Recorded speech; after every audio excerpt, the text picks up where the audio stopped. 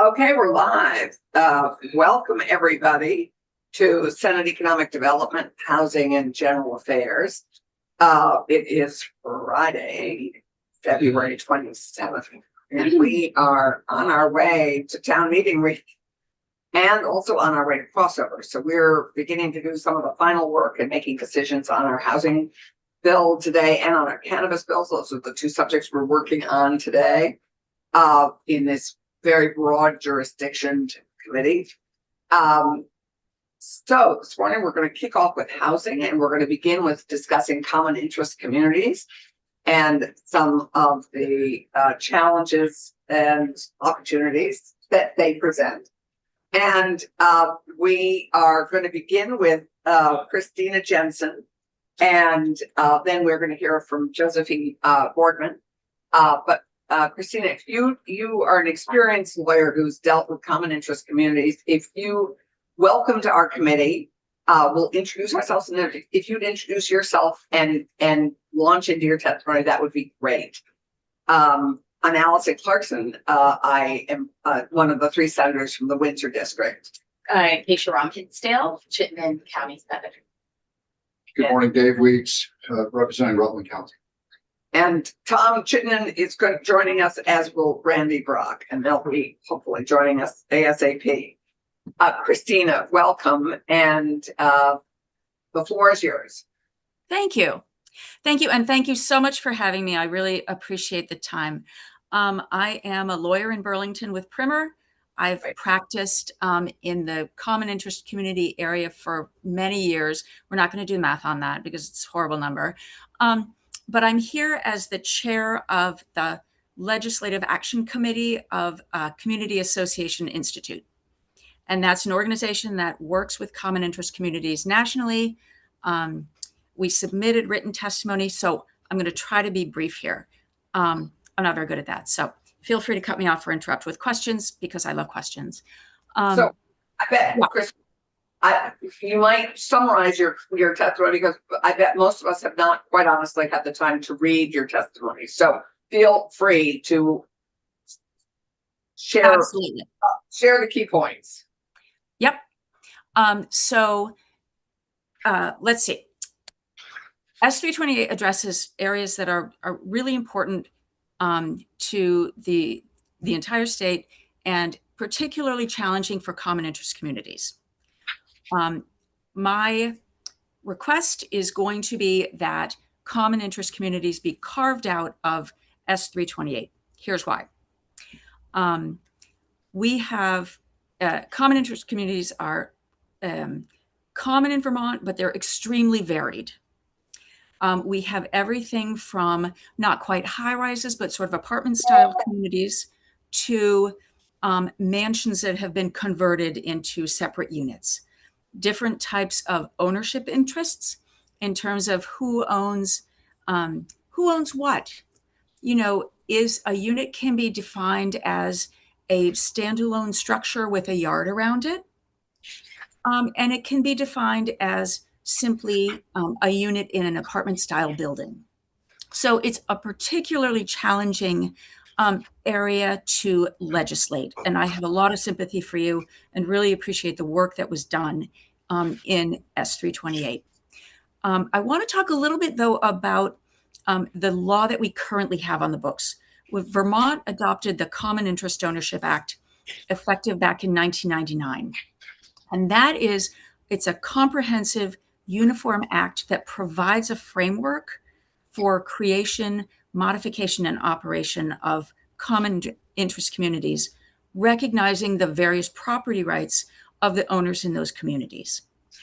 So it's one thing to tell a landlord that you have to allow a tenant to install EV chargers, for example. That implicates only that landlord's rights. But when you try to use that legislation to allow unit owners in a common interest community to do that, to install equipment like that, you're implicating not just one person's property rights, but the rights of everybody else in the community. Because most of the time, those facilities are located on common land. And so you're changing the common land, which is owned by everyone in common, to allow it to be used by one person. And that the Vermont Supreme Court has been very clear about is a usurpation of the property rights of the other owners. So installing EV chargers is a great policy. It's really challenging to implement in this context. And the same is true of the other items that you're trying to address in 328. Accessory dwelling units, same thing. It's one thing for me to build an ADU on my land, and I think it's appropriate to require municipalities to consider those. But when you're talking about doing that in a CIC, I'm effectively building a unit on land that's owned not just by me, but by my neighbors as well. And that's a very different question. Yes. Yeah, actually, our understanding is that the provision we have that we've been very specific to carve out is only not for condominium associations, only for home ownership associations, where individuals own their own individual property. Okay, so then that's a terminology question, because that would be from a strictly legal perspective, that's not what's actually happening here. But that is something that I think could be addressed. That's the intent. Yeah, that's the intent. And so if we can clarify language on that, that would be great. But that's the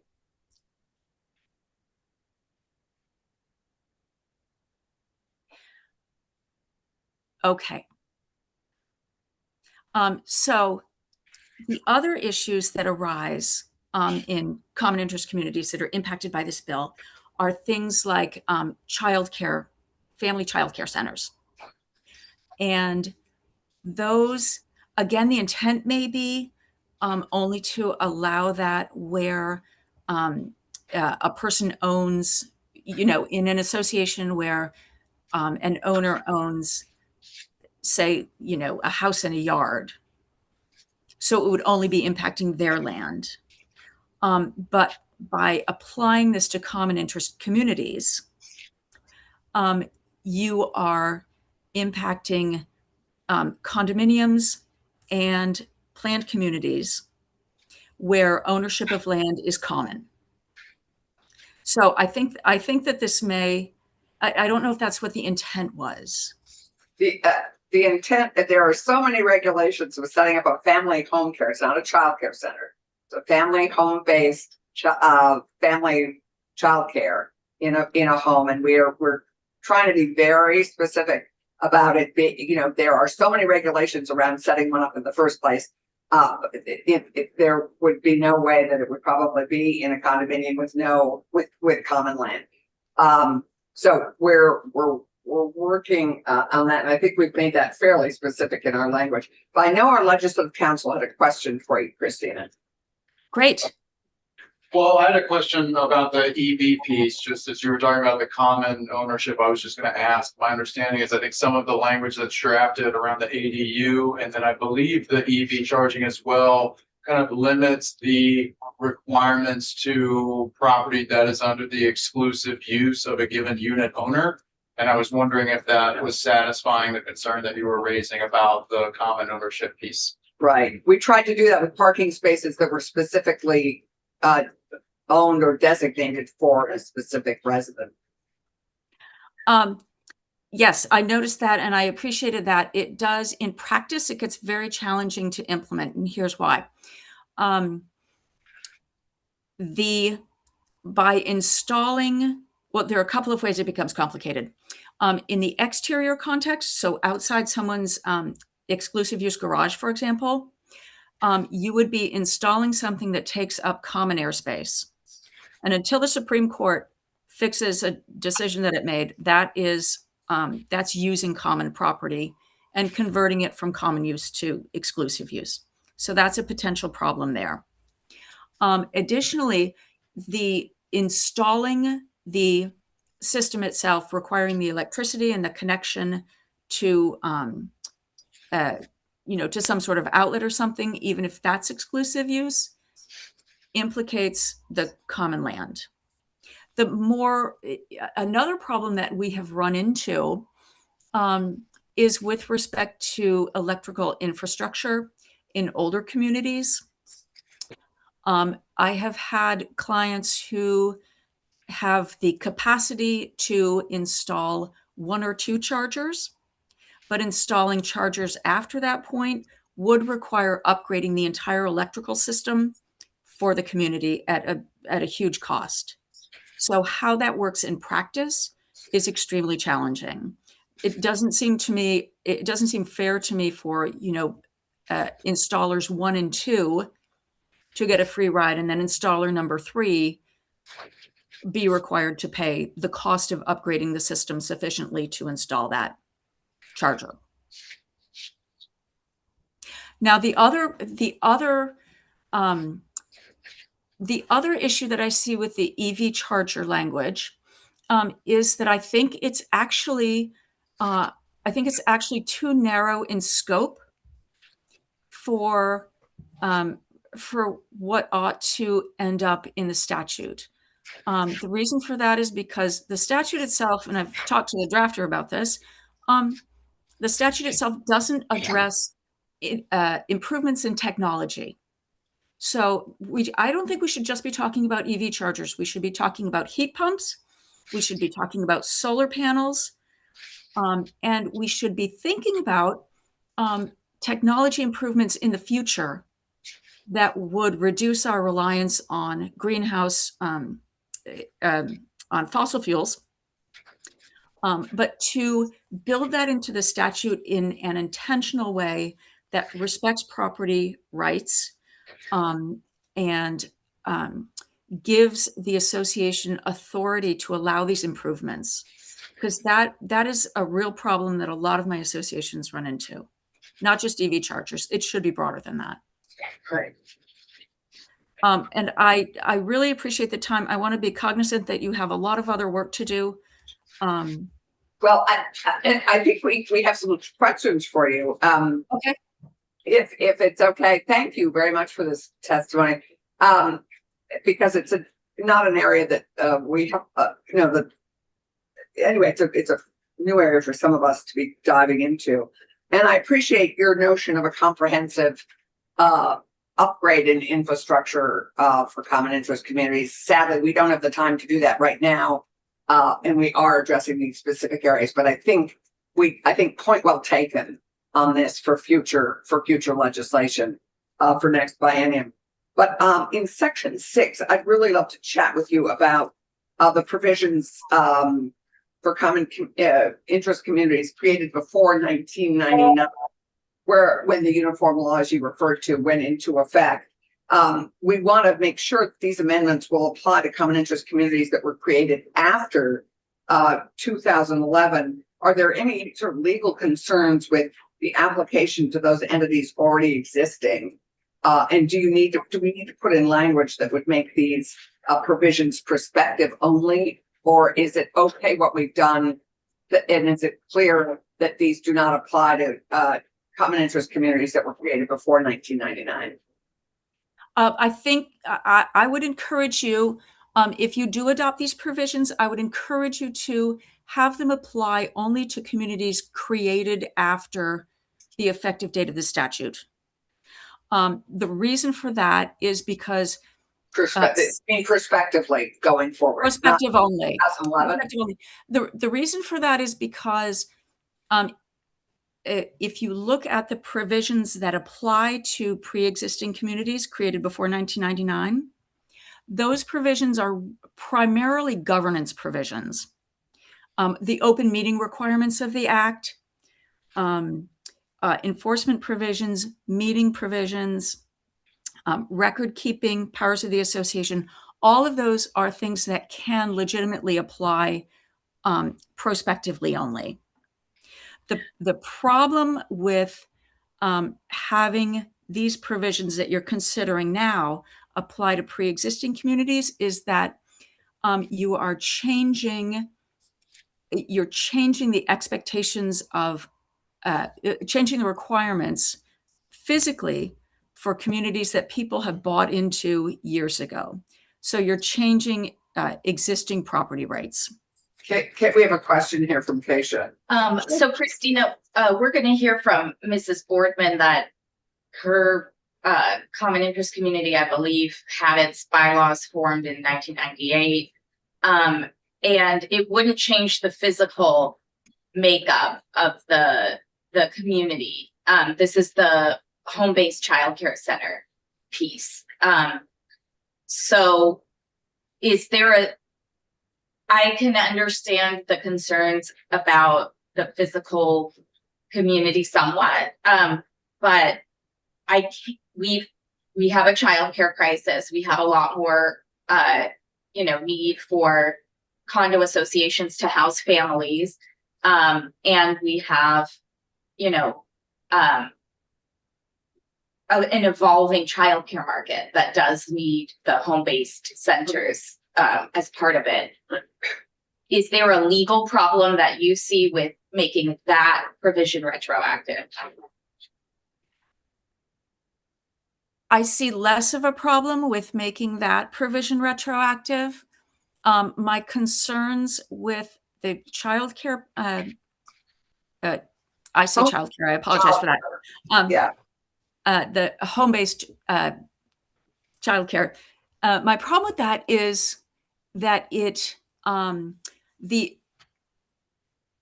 effect of those centers are going to be very dependent on the design of the community, the facilities of the community. For example, I have associations that have essentially single-family housing with yards. In those cases, the impact on the rest of the community is going to be de minimis, because it's unlikely that we'll be having 20 kids running up and down the common gardens and things like that. And I appreciate the need for more childcare centers in Vermont. There are other situations where units are within apartment type buildings. And in those cases, the impact on other residents could be significant. Right. But So a childcare, a home-based childcare setup is totally dependent on the quite substantial regulation and space requirements and outdoor space requirements. Those communities will probably not even be eligible given what's required of them for them to be set up in the first place. And it tops out at about 6 kids, which ostensibly someone could have a family with 6 kids. Right. So family-based childcare is different than a center. So it's much more limited, and we would be limited by the regulations of home-based childcare. And I believe we are, yes. So those regulations would not probably even allow what I think you're envisioning for an apartment style condominium. So in that case, and I apologize for my lack of familiarity with those regulations. Okay. I can talk to you until the cows come home about condominiums, but not childcare. So in that case, my concerns would be much less. Right. No, we hear you that your concerns would be impact on neighbors and other members, partners in a common interest community. Another question we've had is the deed restriction versus the bylaw restriction. And the understanding in this draft is that this would prevent any declaration deed restriction, but also limit common interest community bylaws or rules. So one proposal from stakeholders is to remove the restriction on the declaration, covenants, deeds, etc., and only prohibit the bylaws and rules from excluding leasing, childcare, etc. It appears that doing this would not fully accomplish the goal of the legislation if it meant that common interest communities could just turn around and simply put these restrictions into declarations or deeds. I mean, do we have to? How do you see how those interplay? Do we have to get rid of both of those, or do we get rid of one, hoping that the other won't then supersede the other? how do you see those interplaying? Well, I think that let's see how to address that. One thing that I think that ought to be in your consideration is that common interest community governance is really they're like small communities. Unit owners have a voice on the board. They can run for election. It's the owners that govern the communities. So the declaration restrictions are the most difficult to amend. They have to be amended by the unit owners. Bylaws are primarily governance restrictions. Those wouldn't necessarily apply here. Rulemaking is by the board of directors or the executive board of the association. So those are the easiest to change and the most flexible. I'm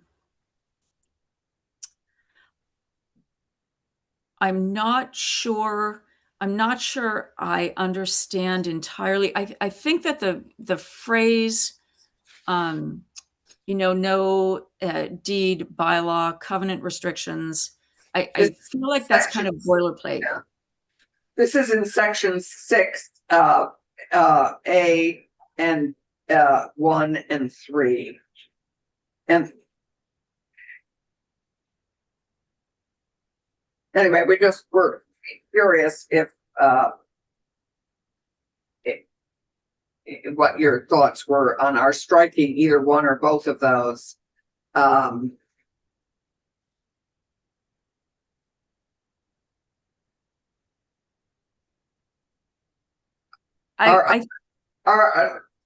understanding is that these sections would mean that none of our work would apply to anything before 1999. Is that right? Pam, our legislative council is going to jump in. Yeah, Ms. Jensen, just to jump in with a quick question. So when you look at the sections about the prohibitions on leasing childcare homes, et cetera, it's kind of boilerplate language, like you said. It states that, the declaration or deed restrictions or any, governance rule or bylaw shall not, prohibit those uses of the unit owner's home. Right. The proposal, or one of the proposals that the committee has heard, is concern from external stakeholders about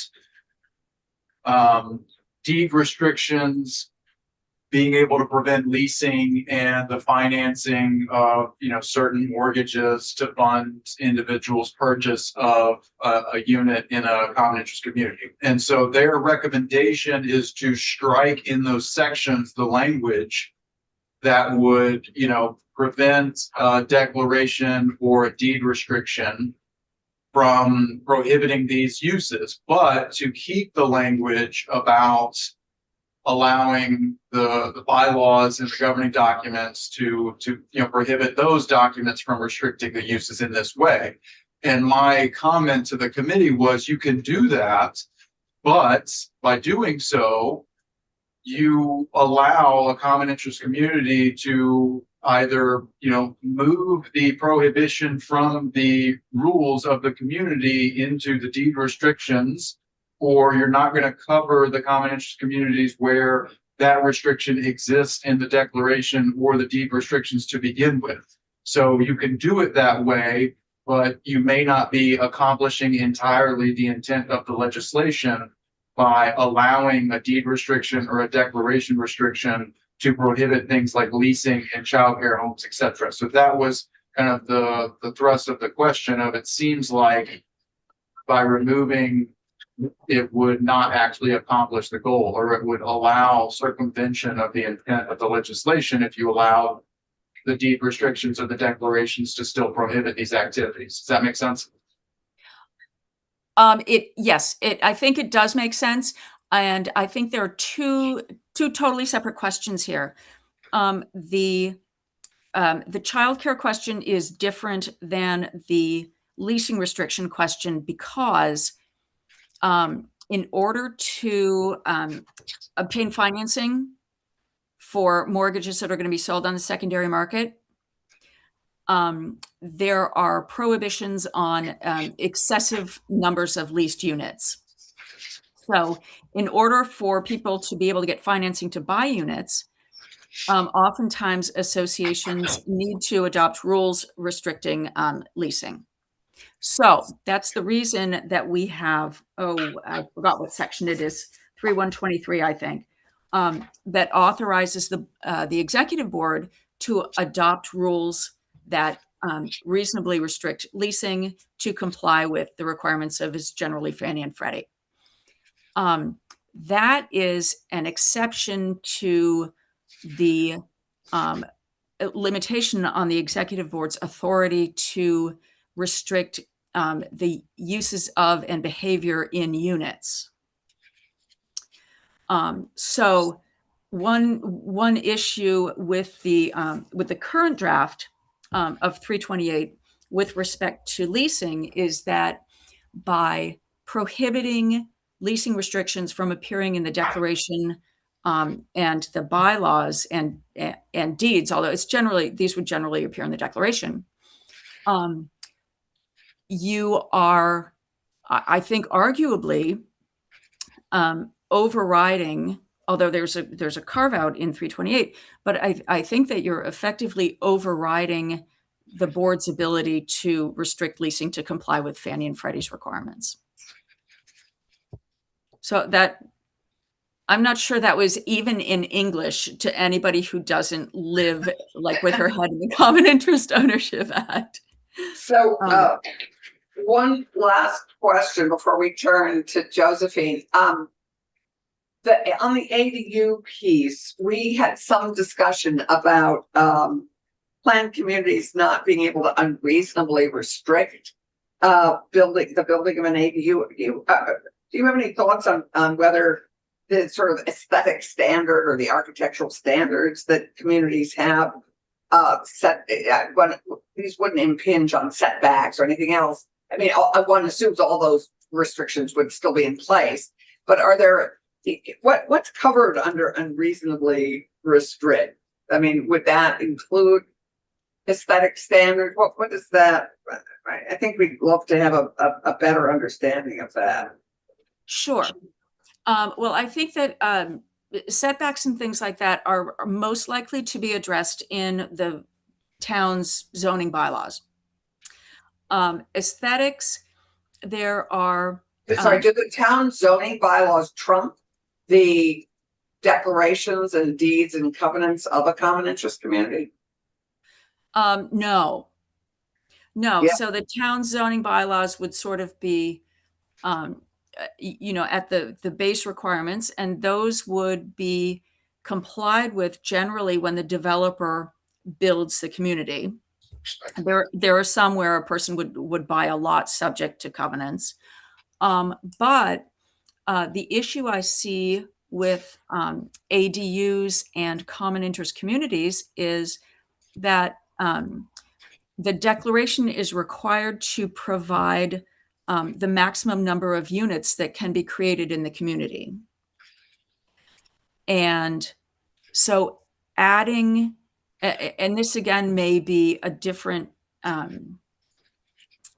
this may be something that you didn't intend, but by adding ADUs, you increase the number of units, arguably, in a community.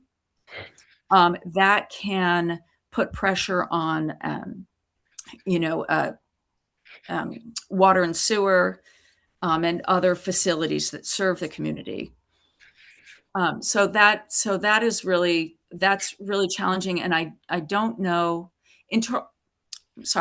getting back to aesthetics, some communities have architectural standards, some don't.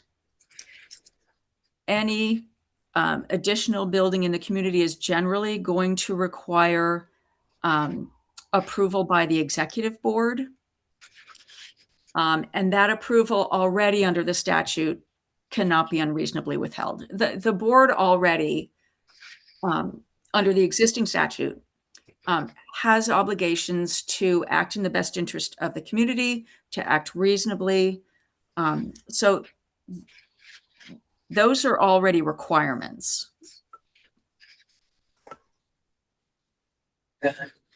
That's helpful, thanks. So any other questions before we turn to Josephine? Josephine, why don't we welcome you into this conversation? Introduce yourself and tell us your testimony. Thank you so much. My name is Josephine Bodman. I I had a daycare in my condominium in Quarry Ridge for about 5 years, and where I take care of it's licensed by the state of Vermont, and I was asked I can take up to 10 children, but I only do 6 because I'm the one running the daycare. It's a home care where I have very young kids from 2 weeks to about 5 years. At each point in time, I have just about maybe daily attendance of 4 children, and they come in at different times, and we're very flexible in modest, small daycare. We did that for some time, and with the state inspection approving the place and giving me the license, and they come for inspections, I had no problem until the 2nd of June, the last year, 2025. I got a letter from an attorney from the HOA that I was not the compliance with the rules of the condominium, and I had 12 days to close down the daycare. And I told them I had to get an attorney to tell them that I've been running this, I've not been in anything, there have been no formal protest or anything, and that I needed time to do this. I'm a respectful member of the community, and I'm helping the community, and some of these children are very vulnerable, and I'm providing care for them, and the shortage of care in Vermont. And they went back and forth, and they said no, that they would not grant me more time to relocate the place. Then we saw the board of directors, and they promised that they're going to discuss it, but they came back and said they're giving me just a month more to leave the place. The state of Vermont wrote them a letter telling them the services I provide and how important it is, and if they can allow the daycare to stay, but they refused. All the parents wrote individually to the board, they refused. While this was going on, I had to be made to pay for the attorney fee of the board and my own attorney, and I spent almost about $9,000 in all the fees. And there was threats that if I don't leave, they're going to get the sheriff to come after me, they're going to take me to court, all sorts of things. And it was just so overwhelming. And the parents could not relocate their children because the time was so short. And they wrote to them that give us more time, but no. And one of the things the board said was that it was causing traffic, which was not true, because I only have 6 children and I just have 4 average every day. And I didn't have any complaints from my neighbors, so we didn't have any problem at all. If they said there was traffic cost here, that was not true, because we have greater traffics here. The FedEx, UPS, they come here every day to deliver things with big trucks. That's not the situation I have. And it's really sad that, first of all, those children, this was a passion for me. This was a job I love doing, love with children, and not having a place to keep them, and the sudden closing of the place, apart from impacting my finances, not having any job, my heart goes to those people that are affected, the children that don't have anything to do, that cannot fend for themselves, are vulnerable. And also, we are in the community here. We pay our dues to the HOA, which is not even cheap. And we're supposed to be acting in good faith, which we have done as members of the community. But it was really, really emotionally draining, and the money is spent, and not just having any sympathy for those Yeah. kids that were affected. Thank you, Josephine. Did you, are you in a condominium in an apartment building, or are you in separately owned individual, lots in your, community? The condominium has two condos in the Two place. condos, and did you go to your condominium board before to ask permission to set up the family home care? Yes, because we have a board member, the next condominium to us, and when we're about setting up, we asked her, and she said there was no problem. So so you asked your neighbor, but the board itself, Of the board, she's a member of the board. but did the board weigh in also as a unit? Did the board say yes? No, the board didn't tell me anything until I got this letter last year. That I've been here for about 5 years, but he didn't say anything to me. Okay. And how long was your family daycare center open? About Five. 5 years. About 5 years. 5 years. Yeah. And you said you were licensed by the state of Vermont. You had gone through licensure, Yes. and so they had reviewed the space and everything was okay. And right, Yes, and the permits, everything was done. Everything was done. Yeah. right. Thank you, David. Was there anything in the HOA? Yeah, condominium Yeah, HOA. anything in the HOA bylaws that restricted your ability to set up this business in the first place? No, they didn't tell me until the 2nd of June last year that they wrote to me that that the rules of the condominium says I cannot have a daycare. That was on the 2nd of June last year when they And so, to follow up on David's question, did you go back and look at your deed, to see if it Yes, said that? it says there that no business, but it didn't specify. It said except customary businesses is allowed, but it didn't specify. But later on in 2022, there was a draft that said specifically daycares. It was not in the original one. That was added later. It was a draft. I don't even know if it was ratified or not, but there was a draft 2022 That said that daycares were not allowed. specifically, but it's not in the original one. Right. And as far as you know, did the board vote on that? Did they adopt that bylaw? I think so because it was a draft. Hmm. Any other questions for Josephine? Thank you. That's I'm so sorry that your work that you clearly care a lot about has come to a halt, and you haven't found a new location. No, it's so difficult. In Vermont here, I've tried a lot and it's really difficult. And because it's a home care, I need to get another home, like a standalone home. And I have to live in there. I have to leave this house, get a place. That's the rule. For me to have a family home daycare center, I have to live in the home. So there's a whole lot involved in that. And while we have Mrs. Boardman, I just want to Yeah. say, her husband has a wonderful church that I visited. I don't know if it's still in Colchester. Yes. And her daughter interned for me in City Hall in Burlington Oh. and for Senator Bernie Sanders. So it's not often that someone knows how to reach their elected official to, Right. you know, to share something. To share like the that. frustration. Her Right. daughter Samina with that, you know, I can reach I out know. to. Right. And I'm sure this has happened to other folks as well. Thank you. Thank you. Thank you. Committee, any other? Christina, before we let you go, any thoughts on this on this? I mean, I think on this situation. Is there anything in Christina, are you still there? I am. I'm just having Sure. trouble pushing the buttons. Oh, that's okay. We have trouble with six all the time. Any thoughts as we craft this legislation that would help clarify this situation? Because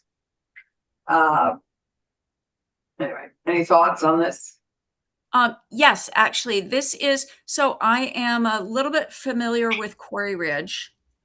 It is, as I understand it, a townhouse type of development, but it is one where the units are the space within the exterior walls.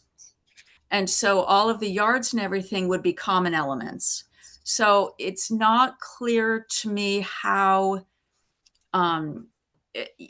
this squares with your description of the licensing requirements requiring yards and things like that. This strikes me as the type of community where an in-home childcare would have an impact on the property rights of other owners in the community. Although, so if they were licensed by the state, you could say the same thing about any community that doesn't have exclusively owned backyards. And I mean, cities have to deal with that, downtown Burlington and probably Winooski have to deal with that. So if the state licenses them, then what you're talking about is some kind of infringement on a common interest community that would be the same scenario as for anyone living in multifamily housing that doesn't have their own backyard or the sidewalks of a public street nearby. I mean, this is like getting a little bit, I don't feel like you're talking about a legal argument at this point. Oh, I am. Because the spaces that are being used are unlike the public sidewalk in a city, unlike a municipal park, these spaces are owned by all of the unit owners in common. So it would be like me using my neighbor's backyard for, my barbecues or something like that. So that's a very different scenario. Yes, Yeah. Josephine, I understand you have another thought. Yeah, it's because when the kids were here, we normally go to the J Park. We walk there. That's where we do our recreation, not necessarily backyard. And each of us have our own backyard, though it's not demarcated, but we have our backyard. But most of the time, we take the children down to J Park. That's where we do our recreation. That's where you played outside. Right. Josephine, another question for you. Had there been a precedent for family daycare in your condominium association? Had there been other family daycares before you set up yours? None that I know of. Okay. I know of. I don't know if they were here before I came in, but I don't know. Right. And so I'm just curious because I think it's sort of interesting that your neighbor, who was a board member, you said, of the condominium association, I'm sort of surprised that the neighbor didn't suggest you come before the board to get permission and get permission from the board to set this up. It's sort of a surprise to me.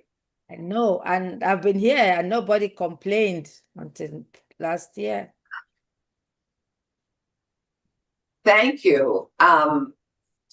Any other questions to clarify on this area for people? I think, Christina, I think we've worked the language on the ADUs to sort of narrow it to only communities with exclusively owned land. So we have addressed that. We have not with the family care. Home care. I hope you don't. Yeah, no, I know, but I do. Help. Yeah, and I don't. So I think unless we have other questions, Just make a comment. yeah, comment. So all three of my kids went to a small home-based childcare, and it was the perfect thing for our families. It was close to where my wife works, so we need to find ways to enable, facilitate these small care solutions, because people have a right to rear their kids. And that includes being able to drop their small ones off to somebody that lives close by or is close by the work. Right. So I totally support us focusing on this and finding ways to allow for these Right, things right. within these conflicts. I'm thinking about celebrating the Bay Ridge opening near me, and it's the only playground. It's a common interest community now, and it's the only playground near our home and on Route 7 in that whole area. And is it accessible for the whole community or I just mean, for the people who live there? No, I mean, no one at Champlain Housing Trust says you can't use it. I really celebrated it publicly as a community resource to have a playground. This really speaks to me as like, people are just asking us to have our children be seen and heard. Someone could have 6 kids and also use the common space. And Yeah. we see common interest communities say you can't leave kids' toys or bikes outside or have a sandbox. Village. This is Yeah. the village. Yeah. So Christina, given, I think there's a lot of interest in enabling this kind of business. Is there any additional work we should do and add to this proposed statutory change that you would encourage us to do to help us move forward on this? Would you and Cam be willing to be in touch? I Our would like appreciate that. council? Because as you know, I would appreciate that, because this has been, this discussion has been really educational for me.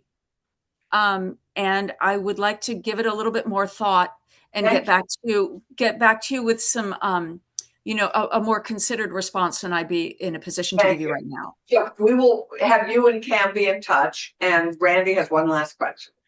And that is, in your discussions, it would be very helpful to try to clarify a little bit the conflict that we see, as in this case, between the rights of property owner and the rights of a tenant or someone occupying it or someone in the relationship in a shared interest community. This is still not entirely clear to me as to where the line is drawn and whether or not things could be done in effect retroactively as well. Now, we tried to address the retroactive issue here, but I think of the situation that I guess the homeowner or the association can make a set of rules that are done after the date that we put in. But if they conflict with, let's say, what we have in our public laws regarding daycare centers and the rules associated with them, I'm still unclear of where the line is drawn and when and not.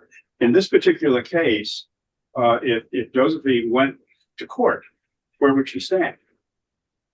And it sounds from the discussion that you have, she would not do well. Is that your opinion based on what limited amount that you've heard here? Based on what I've heard here, I think that I think she probably would not fare well. That would be dependent on a lot of things. I think that there is at least one local municipality that I think defines a small home childcare, less than 6 kids or something like that, as a residential use. And that would certainly have an impact on the result of any challenge to. That takes us back to the issue of what we do here relative to this bill. Based on that discussion, it doesn't sound like there's anything that can be done legislatively to change that. Oh, yeah, Yes. we can change that. She just said. I think she just suggested that change. Is But that we could correct? list Is it as a that what residential you use. suggested? Did I misinterpret what you said? Well, I think there are situations where municipal law, the hierarchy of sort of legal trump cards here is rules at the bottom. If rules conflict with bylaws, then bylaws control. If declarations conflict with bylaws, the declaration controls, and the statute trumps the declaration. So if there's an applicable statute, then that's going to trump the declaration bylaws rules, which is why I'm concerned about S328, Right, which is. because it's going to have an impact on everybody lower down. So if legislation in effect trumps some rights, as in this case, could someone, our property owner, for example, the association, argue that something has been taken from them because they've devalued the property by allowing a use not allowed previously? Would that create any kind of liability issues? I think that is potentially a fertile ground for litigation. Okay. Thank Yeah. you. And I think, Josephine, you did have a moment in court, right? I mean, all those fees that you paid, with that in court? No, it was with my attorney. I had to get an attorney, and she actually said that if I go to court, I'm not going to win because the Yes. HOA have a strong bylaws, and that unless it is changed, there's nothing I can do. But she tried to mediate between us and the HOA, but they refused. So those got all those fees because the way that the HOA is formed, I have to pay their legal fees if they take me. Right, so the legal fees are the fees that you, Yeah, thank yes. you both. Thank you both so much. This was very helpful. And we have Christina and Cam will be in touch, and we've got your email to Cam. Cameron Wood is our legislative counsel on this issue. Thank you both so much for your time. This is really helping us as we on the piece of legislation. We just Thank you both. Have a lovely weekend. Thanks so much. Thanks for all your work on this. Bye. Yeah. Bye Bye. bye. Ted, we welcome you to the stage. All right, then I will step up. Oh, in What? 2 minutes. Yeah, but I gotta connect to somebody. Yeah, go. Thanks. I'll- Thank you. Okay, we are looking at Ted's. We made your fiscal note yesterday a lot simpler on the cigarette bill. Did you see my email? I did see your email. Thank you very much. I appreciate You're very that. welcome. Say, I will appreciate the extra couple hours in town meeting week. Yes. Yes, absolutely. So anyway, thank you. We will have a fiscal note on the prohibition on deceptive devices and vaping on vaping bill after October. I mean after town meeting.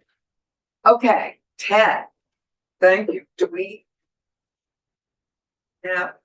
Are you going to pull it up, or do we have it? Right here. You all have it Oh, this is. printed on your, Thank you. I think so. I think everyone has it. I don't. And you have it nice and readable. We're so Oh, great. This is the biggest font I've ever seen. So you know us well.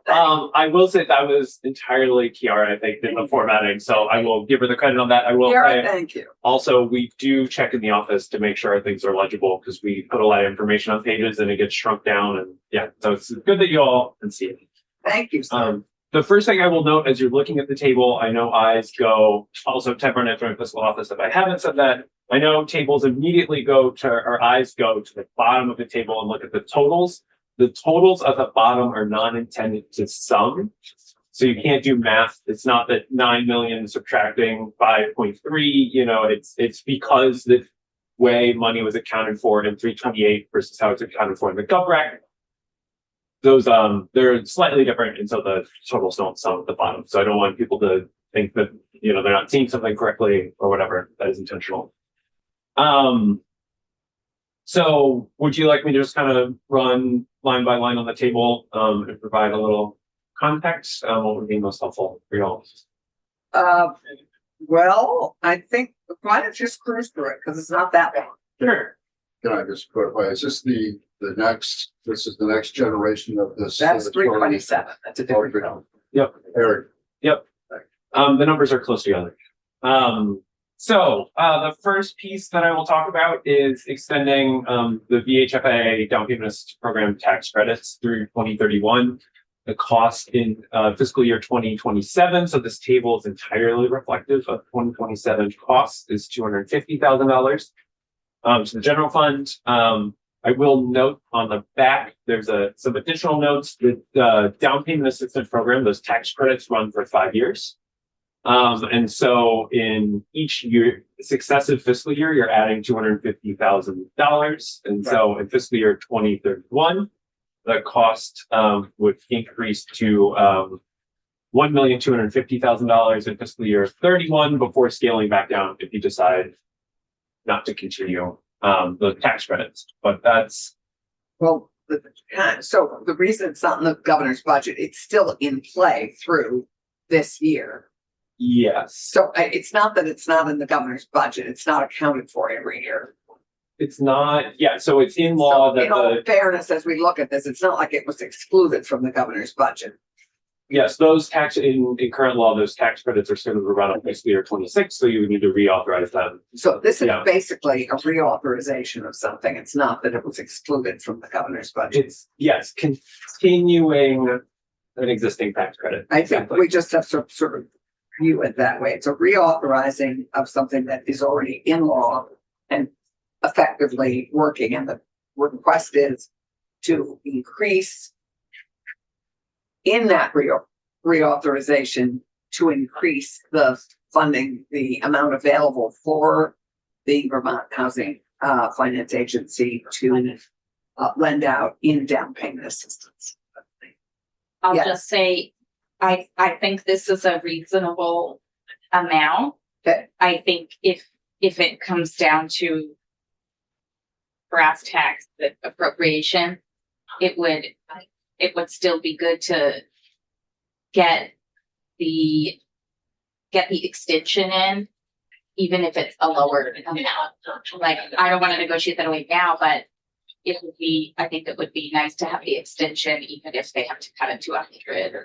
So the request is, what's not reflected here is the request, because it's not written down. Yeah, The request has been that we raise this amount to 350. yes, that's And- that request. And so what you're saying here on the back is that if we did do that, reauthorize this legislation at the level of 350 a year, that by FY 2031, when it would expire, it would have the value of over $1 million. Is that what you're saying to me? Yes, the tax credits, they're 5-year tax credits, and so in legislation, it says, a first year tax credit amount of $250,000. So in fiscal year 2028, you would have the $250,000 from that were authorized in fiscal year 27, and you would add an additional $250,000 authorized in 28. But the tax credits authorized in 27 would also continue. So you just kind of build So you build it if they don't $250,000 per use year. it. You build it only if they don't use it, correct? But it's a revolving loan. It's not. So there's Chad Simmons, Housing and Homelessness Alliance Vermont. It is not It's not, Yeah. it's a Yeah. straight grant. No, I'm sorry. The Yeah. down payment The down- assistance is essentially kind of a assignment second mortgage. Right, which you pay back when you Which you pay sell. back when you sell or refi. And remember, the reason that they've requested an increased amount is that homes are costing more.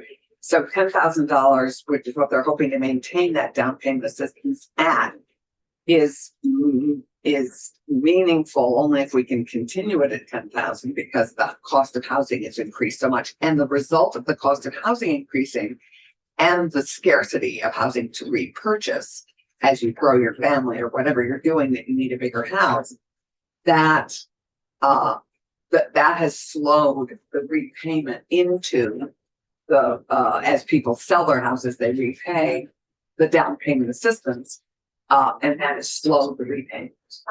yes, and totally that, yes, reflecting. So that's why I don't fully understand.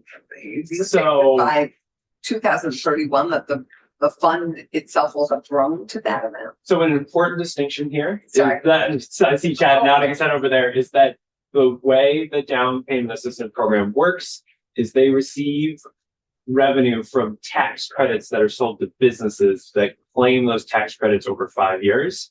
And so that's the tax credits are the cost to the state, and then the mechanics of how the down payment assistance program works is different. And so they're making money available to folks, they're paying it back. So it's helpful to think about how the program works separate from how it's actually funded. Okay. Yes. Okay. So what we have on the table there is both the reauthorization of this program.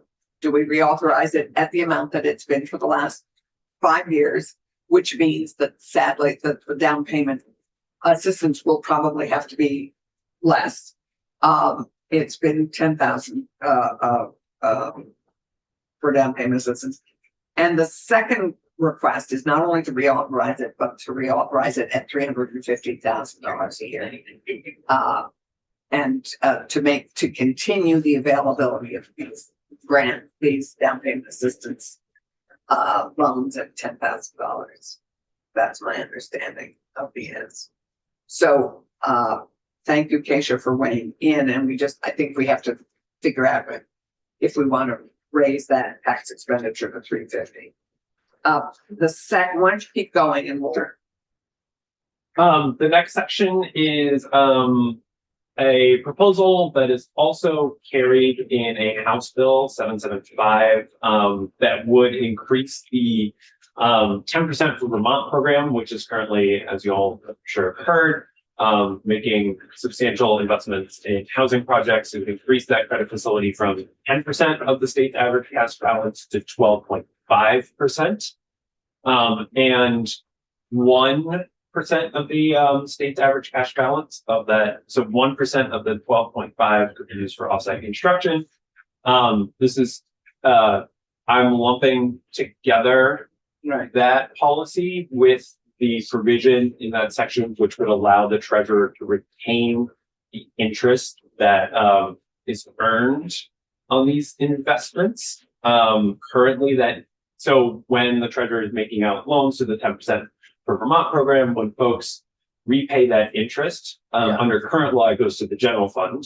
In this bill, it would be retained in a Vermont housing special fund and be available to use for capital for housing projects. And so in fiscal year 2027, since the two pieces, first of all, the diversion of interest income, the main piece, is diversion of interest income from the general fund to the special fund is about $1 million of foregone interest revenue.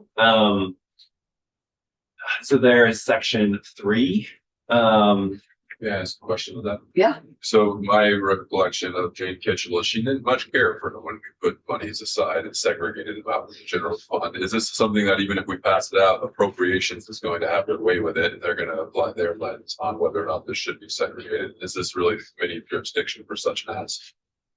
I think it ultimately, not speaking entirely for the process, but you all could have policy ideas on how to support housing in the state, and the appropriations committee has the way into the tough task of figuring out what to fund and prioritize in the budget. I don't want to cut into our next witnesses' time too much, but I will make this proposal for our committee to think about, which is given this entire proposal is in H775, it's coming our way, it's in Ways and Means right now.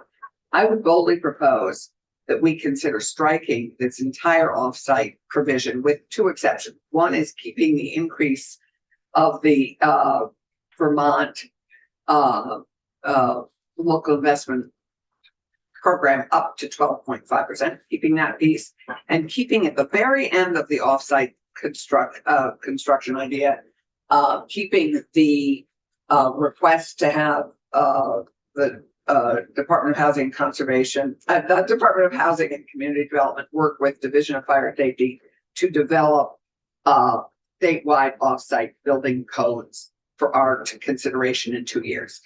So those are the 2 pieces I'd suggest we keep, and I am going to boldly propose we strike all of the offsite. I think it's going to take more time than we have, and we have a fully developed proposal coming at us that has been vetted and will be passed by the other body. We'll see if it gets passed by the other body. And so it'll have gone through the appropriations in the other body, Thomas. So if we just continue quickly, this is for us to consider for our discussion on Tuesday, mostly. Ted, if you could just quickly finish this, identifying the sections, and then we're going to turn to service support and housing.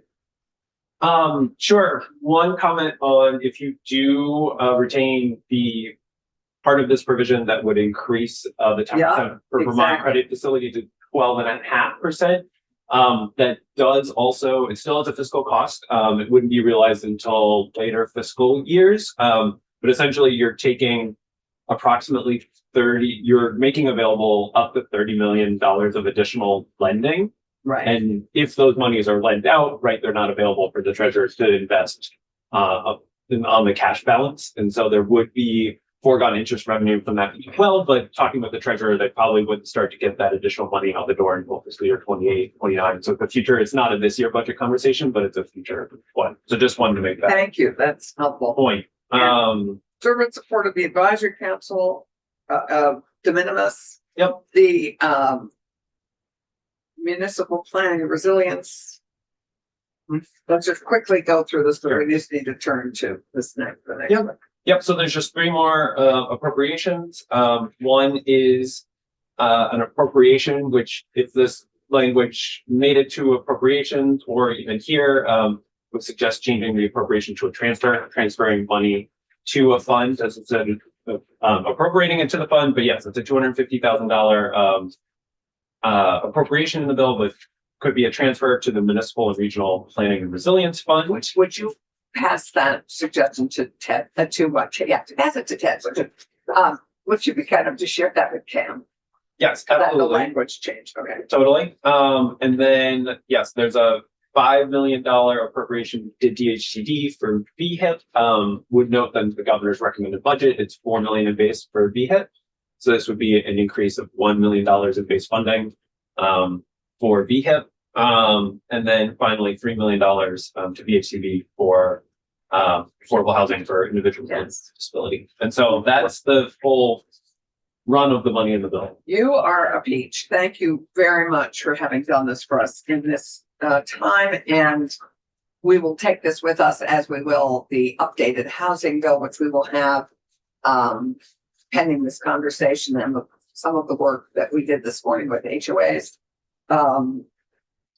We'll have Cam will get to us in the early part of the week. One thing that's just. Yeah, Randy. Affordable housing for individuals living with a disability. There's no governor's record of that. You're just spending your. Right. Well, we're about to hear about that from Polly, because this was money to increase, the pilot that we started. So that's probably a Polly major. Ted, thank you Of so course. much.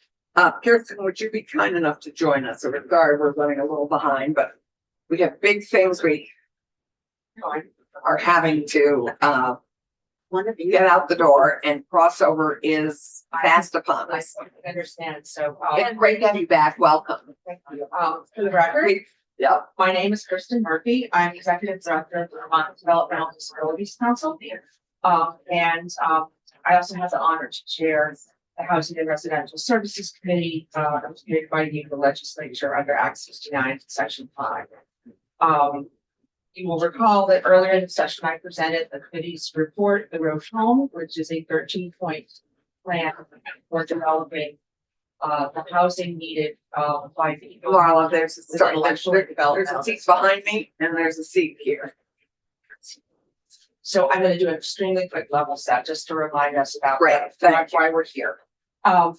This was a task force I served on. Yes, yes, and we have presented that plan to you. The Vermonters that we're talking about today are those that are served specifically by the Developmental Disabilities Service System. And I just want to focus our committee on what section we're on. We're in section Yes. 10.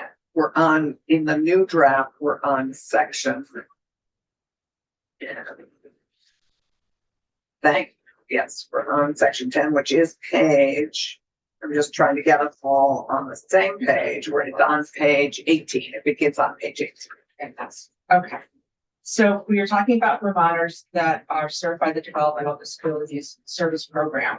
And this is one of 3 programs that uses unique permissions and federal Medicaid rules to pay for what are called home and community-based services. And these are the supports that people with significant disabilities need to be safe and productive and fully included in their communities. There are roughly 3,400 people in that program.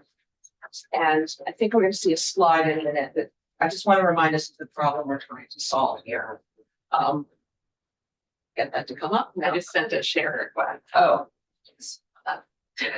No worries. What you will see is a pie graph. And the pie graph has 2 sections of the pie that are quite large. That is that pie graph. And Yes, your testimony, we have. 39% and 39% are either some living with 39% living with families, family caregivers, and 39% living in what is essentially an adult foster care model. Now, those are always going to remain important parts of the system of care. People will continue to live with families. That's a very viable option. But we have a challenge in that many of those families are aging beyond their ability to provide care and want to know that their family member is going to go to something permanent and safe and supportive for them. The adult foster care model is not a permanent housing model. People move in and out of different situations in that model. And also there are fewer people wanting to do that work as home providers, and they are also aging. And so those two sections of the pie are disproportionately large given the environment that we're operating in now 30 years after founding our system. So we've relied on that. We've relied on almost 80% rely on those two housing models. And we have outgrown the capacity of those to continue to serve 80% of this population. So we need to grow the other sections of the pie, different versions of living, maybe 3 people together, or also living independently in an apartment, possibly with a caregiver also in the second bedroom. Those are all options that are being explored, and Holly's going to tell you more about some of the projects moving through the system to take advantage of that. We really need in the next at least 5 years, maybe a little longer, to rebalance that system, which brings us to section 10. You'll recall that in the road home, I stressed that it is a 13-point plan designed with recommendations that reinforce each other. So we're seeking to change a system and we need all the tools in the toolbox. And peeling off 1 or 2 recommendations and saying, here, this is the thing we'll do, is not the road to success, especially if Vermont is investing funding. We want all the pieces in place, including the pieces that hold various entities accountable for implementing all of the recommendations in this plan. Now, I understand skepticism about committees. I've served on committees that are very, very productive. I've served on committees that are less productive. Well, I will point out that you helped make our task force incredibly productive. So we are very grateful for your leadership on this. Thank you. The road home recommends that we have a committee to oversee for a time the advancement of all 13 points of this plan. So that's what the advisory council. That's what the advisory committee would essentially do. Yeah, advisory council. And you have other councils like this that are ongoing to oversee success of certain programs. And it mirrors the composition of the Act 69 committee that I chaired. That was a productive committee, and I think the genius of it was that the legislature put together different entities from government that never had an opportunity to problem solve together before. And it generated a lot of aha moments at every meeting where we're like, oh, I didn't understand that's how that worked. Now I see a solution. And brought together people that really, were able in literally 2.5 to 3 months was effectively the time frame that we had, able to come up with, I think, a pretty viable plan, but the work isn't done. That was a short period of time. There are 13 recommendations in the road home. And well, some of them are addressed by S328, others need expertise and, dare I say, a little cheerleading to move them through Dale and the Agency of Human Services and other branches of government. So here I'm thinking about the need to refine our data collection and build a model that is more precise in predicting carefully where we're going to need housing when. We're using a rough number of 600, but we need to collect much more precise data and build that model. That's something this committee could do. And in fact, it's one of the duties you put in section 10. I'm also thinking about the need to build a communication strategy that ensures this population takes advantage of existing affordable housing opportunities. People in this particular population did not know they could sign up for Section 8 and did not know that that could be an opportunity to get an affordable apartment with a caregiver. They were just not told about that, not of anybody's malfeasance or any wrongdoing on the part of the housing authorities. They just, the gatekeepers in their lives didn't necessarily encourage them to do that. That is a viable model, and we now have some data showing that literally at all levels of support need, people use a model like an independent apartment, including people with very high support needs. That is a possibility with the right support. So that's another thing I'm thinking about, needing to continue the work. And then, currently I'm facilitating a bit of a raucous process that's looking at licensure and policy around licensure for the some of the residences that this population lives in. We would have given that to an advisory committee if it had, but we didn't want to wait for that to be But constituted. also it doesn't exist. It doesn't Another exist reason yet. for So we it need to we exist. pushed ahead and are hoping to have some proposals by mid-June. Those proposals will be stronger if they then feed into an advisory Right. committee before they come to you, the legislature. So there were also other ideas on the table, and here I'm thinking about some of the work that you've supported through the Agency of Commerce and Community Development that we did not have time as a committee to look fully into how that could be a part of standing up this 600 or so units. Third, the legislature should expect and does expect annual updates about the implementation of the growing home. And future recommendations. These are public investments and they deserve your oversight, and we can, as a committee, be part of that process. And then finally, the projects that Polly's going to describe to you are really very complicated, both from a houser's standpoint and from the standpoint of a service provider. We see a role for the advisory council to review potential projects even before they come to the Vermont Housing and Conservation Board. They would be stronger proposals if they had that ultimate expertise. And that doesn't have to be achieved in this bill. It's something Vermont Housing and Conservation Board could simply ask applicants to please do. And so that is a role at the individual project level that this committee can play. The advisory council should be a time-limited project. Their job is to work themselves out of a job. At some point, they should fund that. But we really need this piece of infrastructure to keep moving forward this plan of action. And I finally wanted to call your attention to just a few clarifying language changes.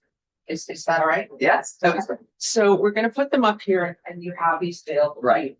The correction that I'm trying to make here is actually literally capitalized.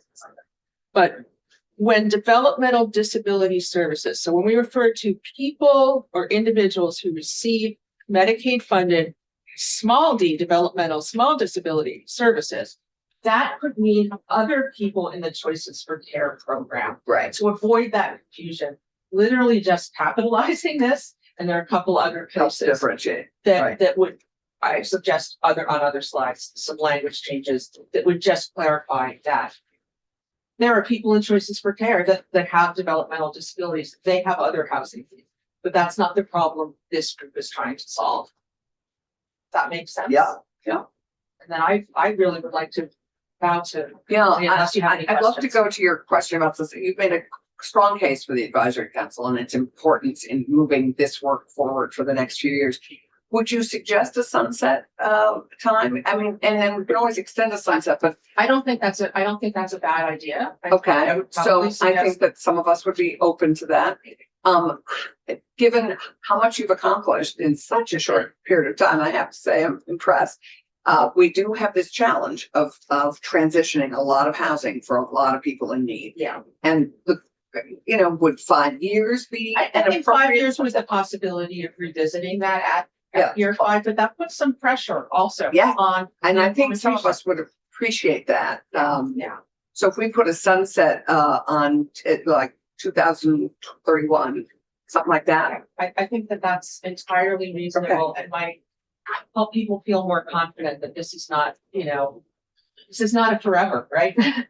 No, this is a need immediately. Yes. And with the parent, you've listed all the immediate needs that we see both in the pie chart, the aging out of the adult foster model, which is people are less interested and they're aging out, the parents aging out, the And we have regulatory, a regulatory environment that now makes small group living not have the aversive things that we originally thought 30 years ago. yes. People's rights to autonomy and decision making Change. are far more protected now by federal Medicaid rules. And they Yeah. weren't 30 years ago. So rightly Vermont had a fear of group living. But And hence the closure of Brandon. well, also the closure of Brandon, but they didn't want to replicate that with large group homes, which is what New York State did, for example. And I don't like large group homes either. But on a small scale, it's very age normative for people in their 20s and 30s to live with 2 housemates. That's in fact what a lot of people want to do in our community, right? I visited Riverflow, Oh, which you is did? the Yeah, latest example Yeah. of a 4-unit community in Moncton. Mhm. And they are looking to expand, but with less congregate living and a range of options for folks. I just think these are great. their therapeutic settings just got a bad rap, but we all like done well with the appropriate careful staffing Well, and no. community involvement. It's a great option. It And is. you're right. It's like anyone in their 20s would love to live in a previous farmhouse. So, and the farm, the Heartbeat Farm also, just like. Yeah, this. this is the newest one. Wonder, Mhm. Same folks, And, the same you folks. know, there used to be, Oh, really? it Then used to there's be, developers. common in my community that the advocates would sort of pass judgment on what's an appropriate model. And, oh, we don't believe in that or something. Mhm. Act 69 committee, if it meets now rigorous federal and state standards for not just safety, but for the way people's rights and autonomy are supported, I'm not going to pass judgment on one model being better than another. Right. There are a variety of models, and what people are guaranteed under federal Medicaid rules is a choice in where they receive their home and community-based services. Currently, people do not have that choice.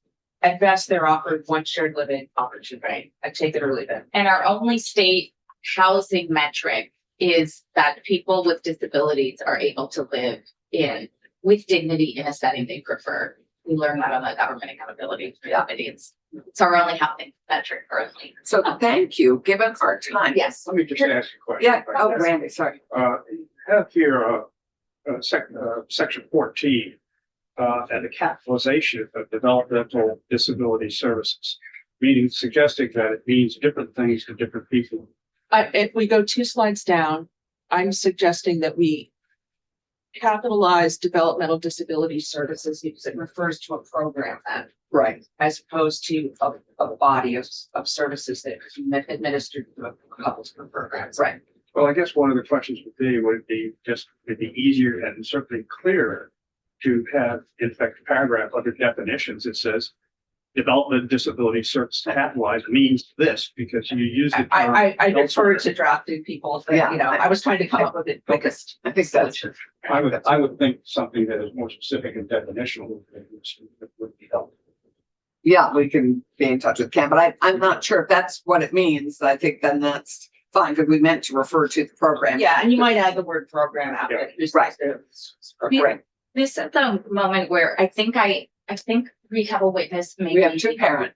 Okay. Right, and then we have Polly, who's going to talk about the pilot and the funding for the pilot, Okay. Yeah. because we want to continue the pilot, we There's, funded the pilot. there's somebody who I added to the witness list from Riverflow who also created Heartbeat. I'm not sure if they're on the She's list. not available today. Okay. She wasn't available. We did circle tried back. her, and she One of the wasn't things that I wanted to flag is that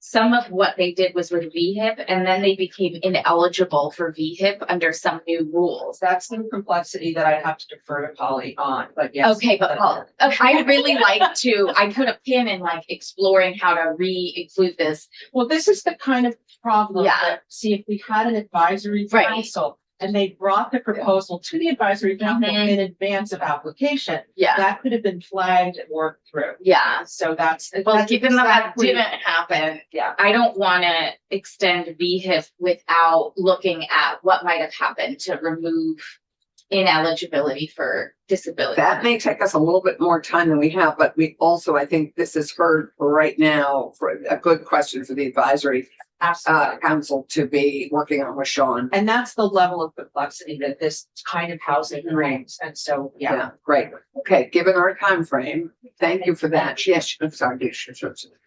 Marla, who would like to go first? Marla? Yes. Kate, you want to go Polly? first? You want to go, Polly? Would you like to? Yeah. Hear from the advocates first, then me last, or wait, Um, up to you?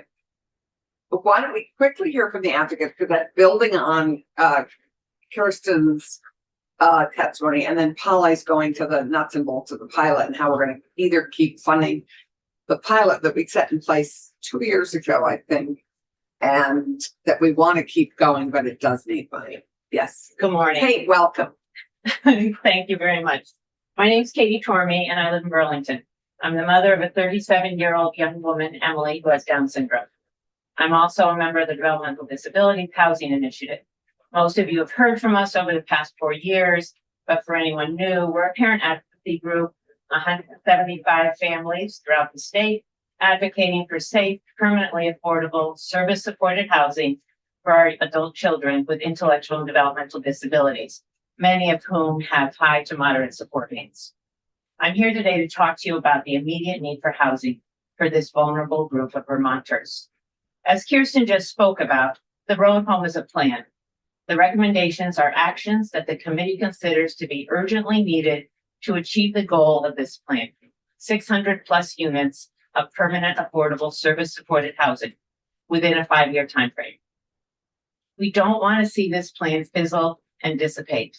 Continuation of this work is necessary. Section 9 of S328 calls for the creation of the Service Supported Housing Advisory Council, what we're just talking about. The Advisory Council will be the next step towards the creation of these 600 plus units. The group will be charged with carrying out the plan. This group will need to be held accountable by not only this committee, but others in the State House as well. We need to keep moving forward. Section 13 of S328 calls for the creation of a full-time housing specialist position within Dale. As a parent, I see the Advisory Council and the housing specialist as central components of the vast and complicated world of service-supported housing. In addition to being a parent to Emily, who has a developmental disability, I also have 2 daughters in their 30s. I've spent 40 years working as a physical therapist. Before becoming involved with DDHI, I knew nothing about housing, let alone the service-supported housing that Emily needs. The world of developers, housing trust, funding streams, licensure, all of that is totally intimidating. And this is how all parents of adult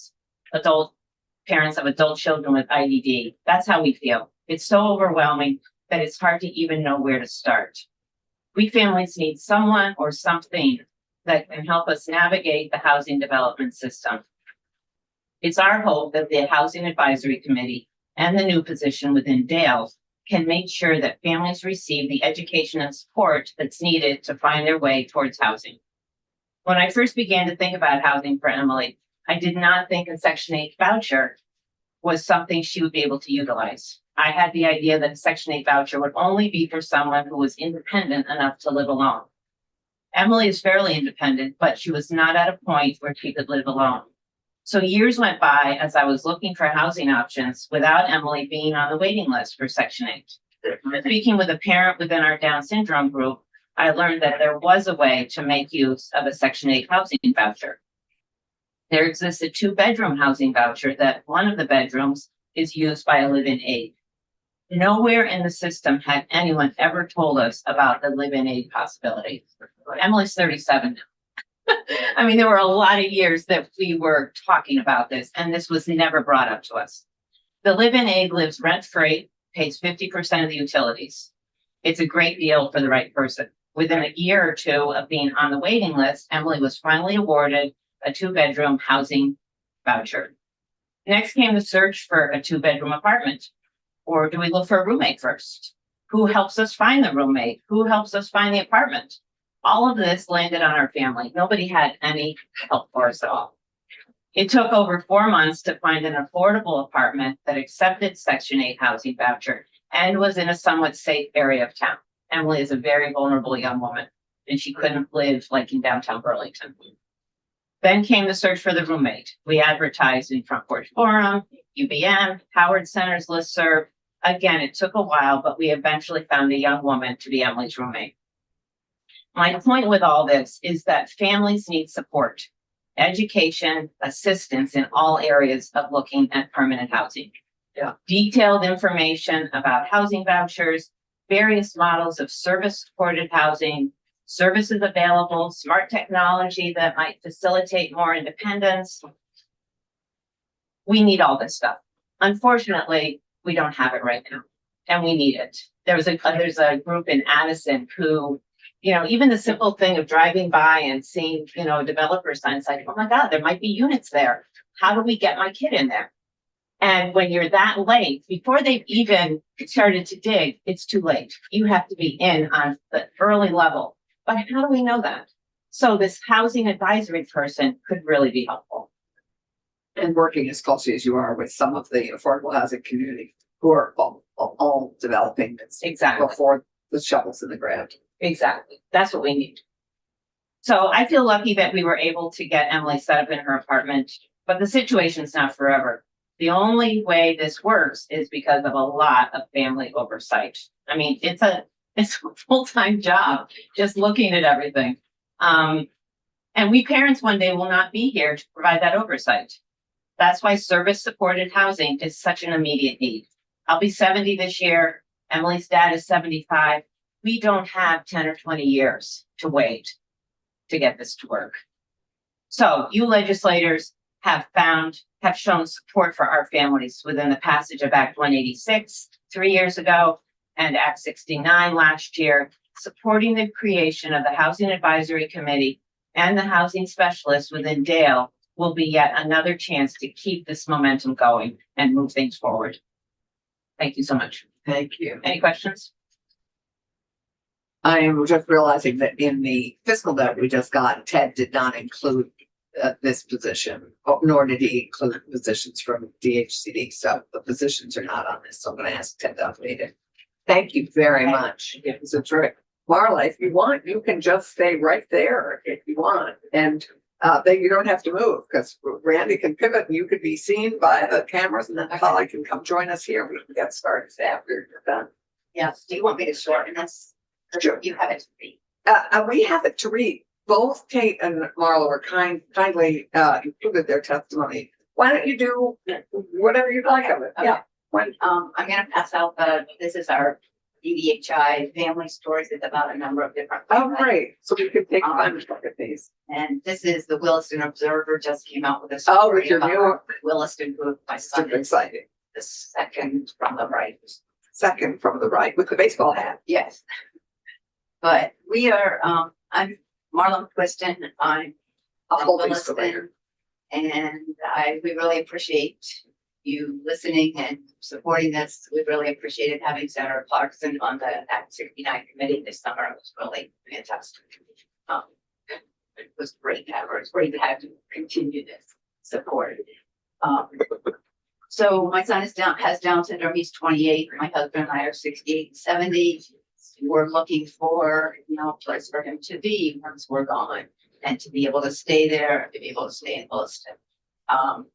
The three things that we're asking for is the money to start a pipeline. We've got 3 projects, planning project money, then we've come back and asked for money for them every year. And at this point, we've heard from legislators, please stop coming every year. Can we just have a pipeline that it's designated that it will just keep funding this every year because we need 600 units. So we had asked for 10 million for 5 years, figuring that might get us to 600 units. And I realize it's only 3 million, but if you could even make that an annual thing, that it would be, the idea would be there that this needs to happen every year. It does leverage other money. If 3 million is barely enough to manage one project or help one project, but it leverages other grants and funding from different places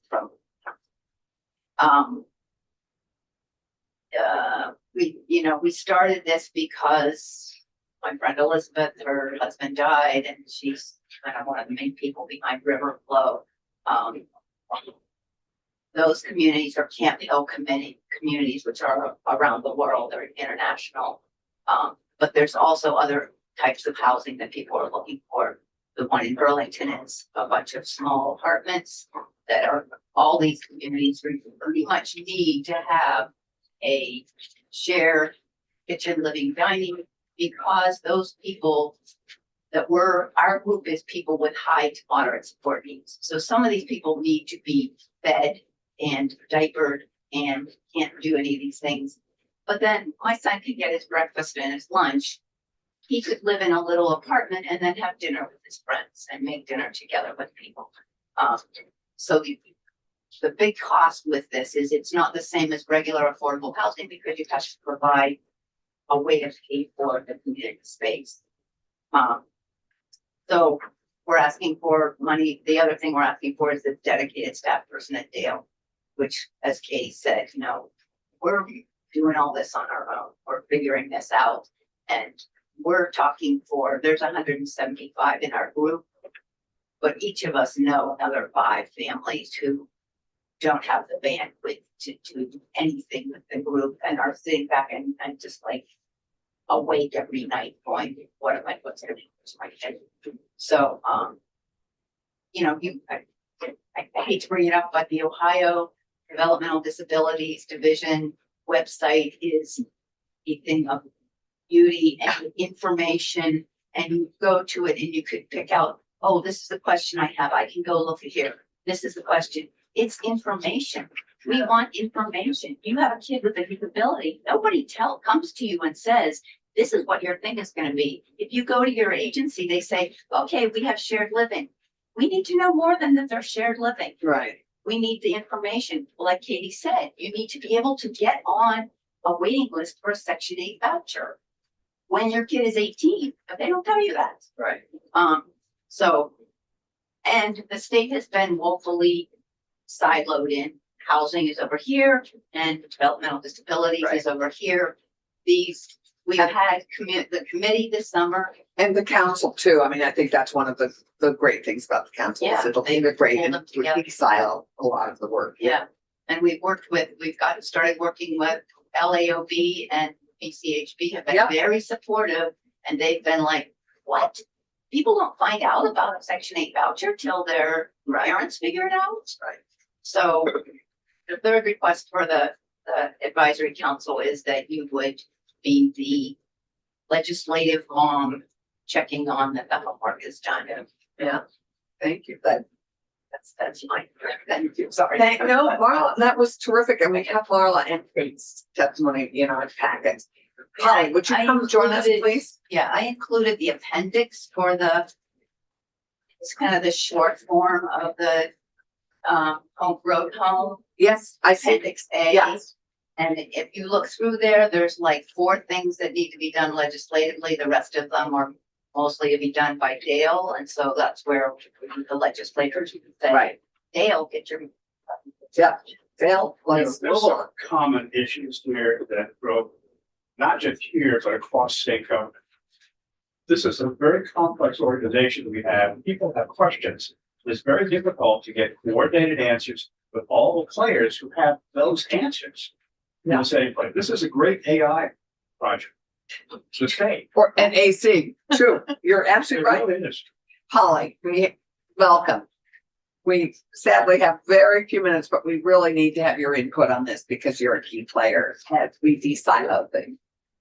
Well, thank you. For the record, I'm Polly Major. I'm the policy director for Vermont Housing and Conservation Board. And I think I'm going to really cut to the chase and talk about the background of the pilot projects, how they came to be, and what we see the role of the council is in allowing for future housing development. Does that sound helpful? Sounds great.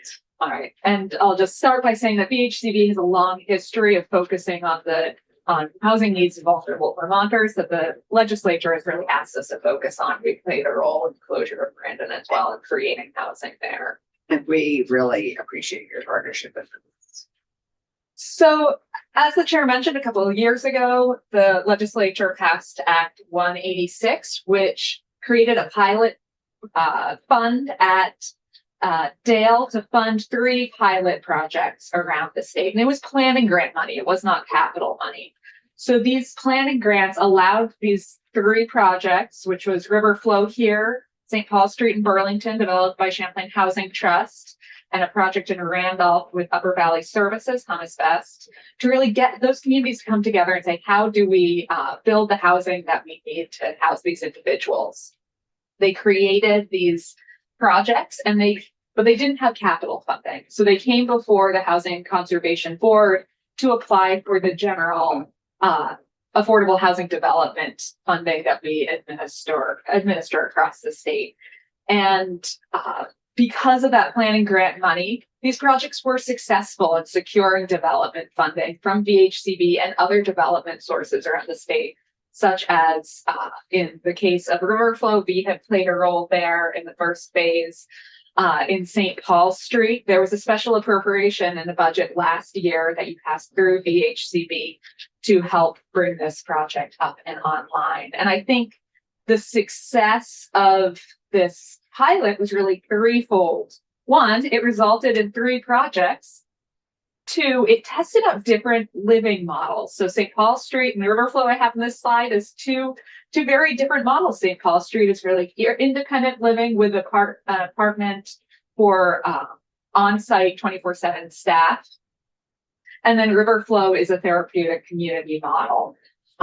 We've also seen in another project I'll show later, Marsh House, where we have designated units within a traditional affordable housing LIHTC project that are able to go to people with developmental disabilities. So it's exciting that we're testing these models and seeing what services we need to make them work and how we line that up with the capital we need to make that work. And from these 3 projects, 3 other projects around the state have come forward to the Housing Conservation Board for funding, and So so that's that's provided those. Double the success of 3 projects in the works, 3 different models, and 3 now new additional possibilities. And 37 units working towards that goal of 600. So I'd say there's more to do, and we served on the working group that came up with the road and home plan to develop those 600 units.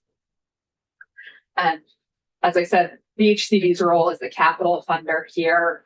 And we also provide project-related feasibility funds. And this is a project down in Brattleboro that our board funded in October. But some of the observations we've had as a funder working with these projects is, this goes without saying, the availability of funding is key. I put a bullet point saying that. Yeah. The projects are highly unique, so what need a lot of that technical support. And I think that goes to the impact a council could have.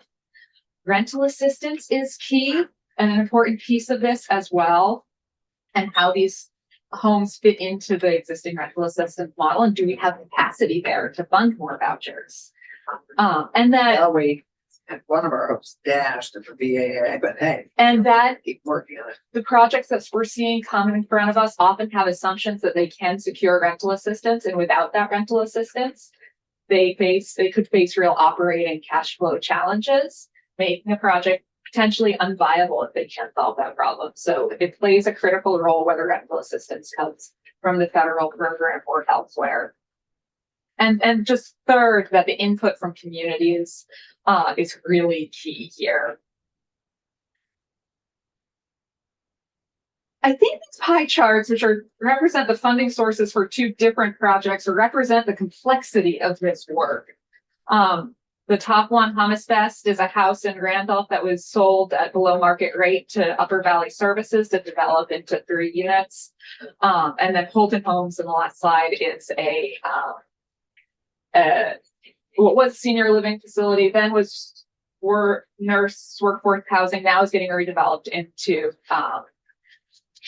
housing for people with disabilities and other units. And you see really different looking funding stacks, but I can't speak to the regulations around VHIP and what led to the change there. We have seen that as an important source. And what you're seeing here is that being able to match the service programs up with the housing programs is tricky and really critical to make these complex developments happen. These low-income housing tax credits are complex in their own way, and we do use them in some cases, but they cannot be used with every model. And that means you see, whether it be the light blue 67% of this Randolph project coming through, being funded through VHCB, or the 26% in Holton, a large percentage of the funding needs to come through VHCB to make these projects pencil out. And with our declining housing resources, as we move through the COVID resources that we've had, our ability to fund future projects is going to be declining. And that's, I think, what the appropriation section you have in this bill really speaks to.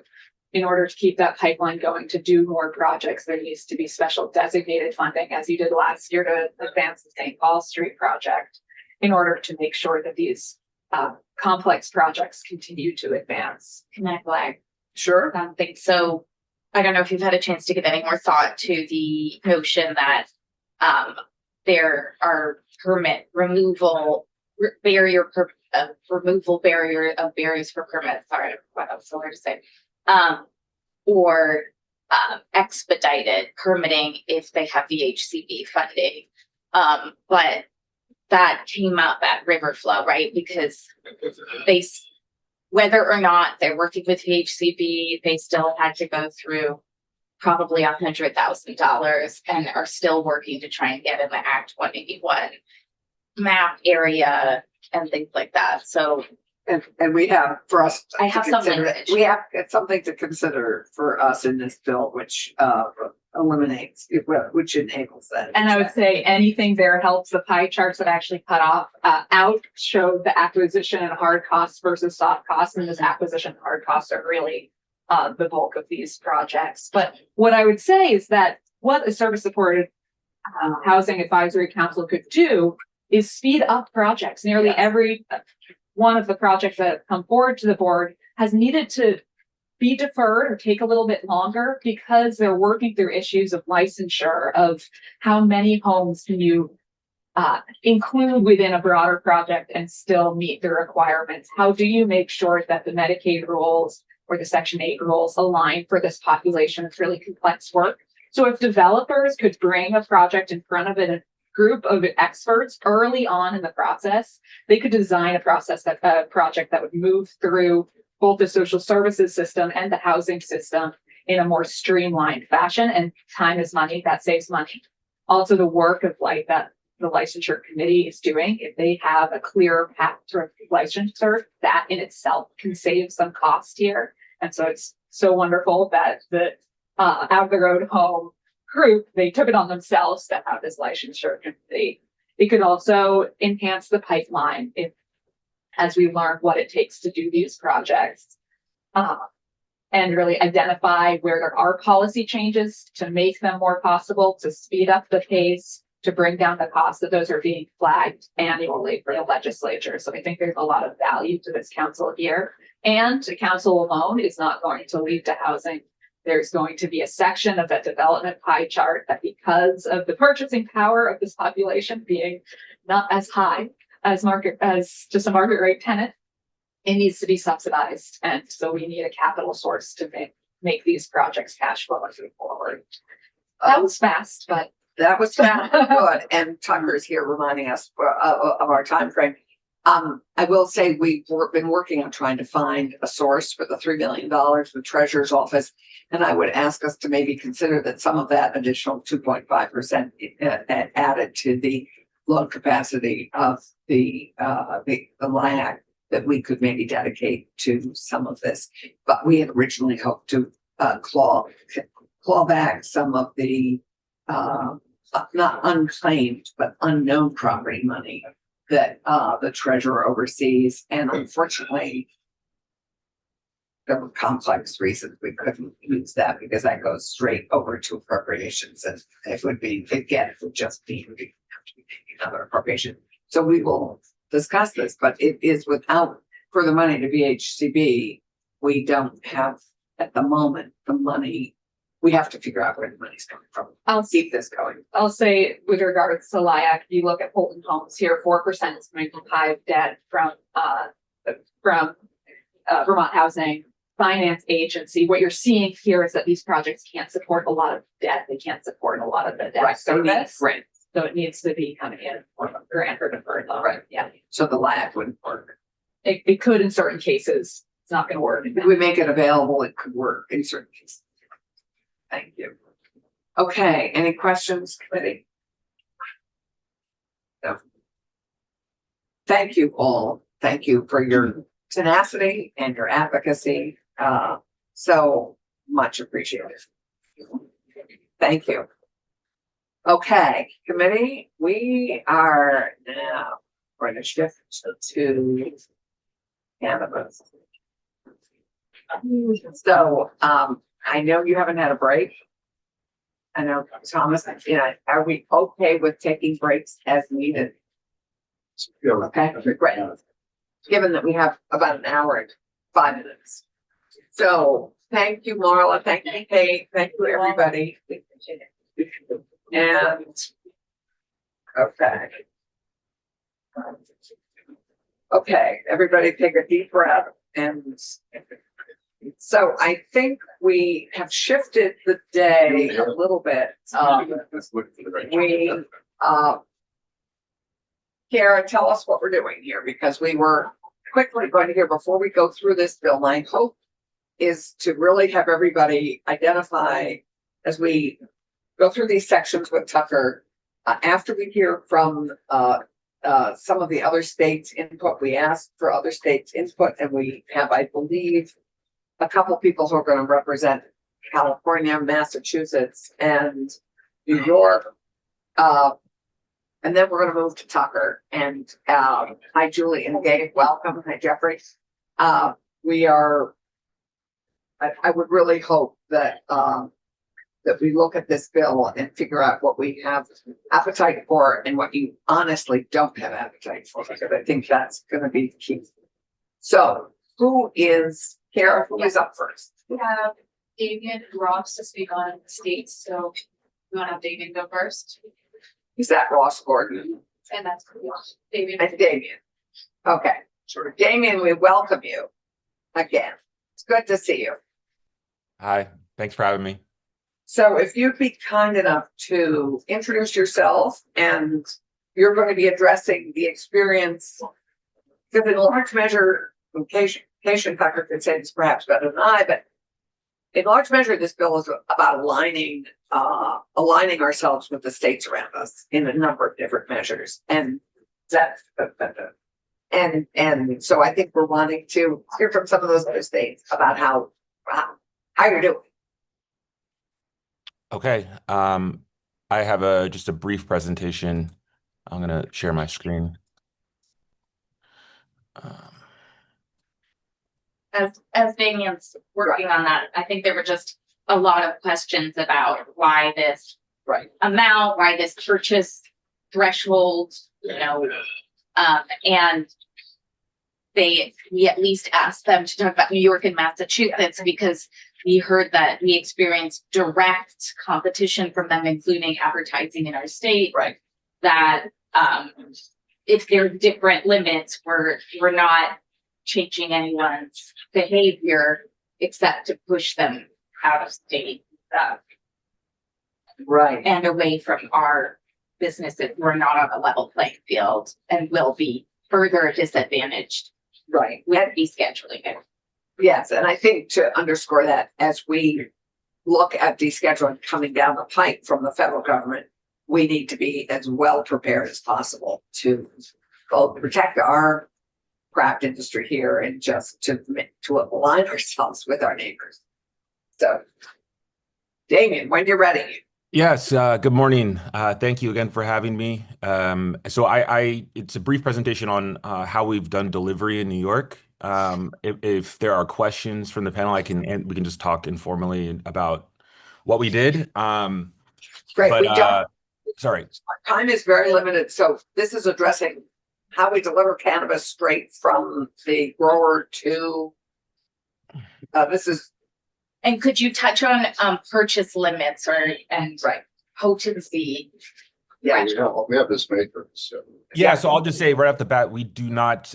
We have purchase limits that are pretty standard. I think we have the same as Massachusetts. We do not have potency limits and do not regulate that.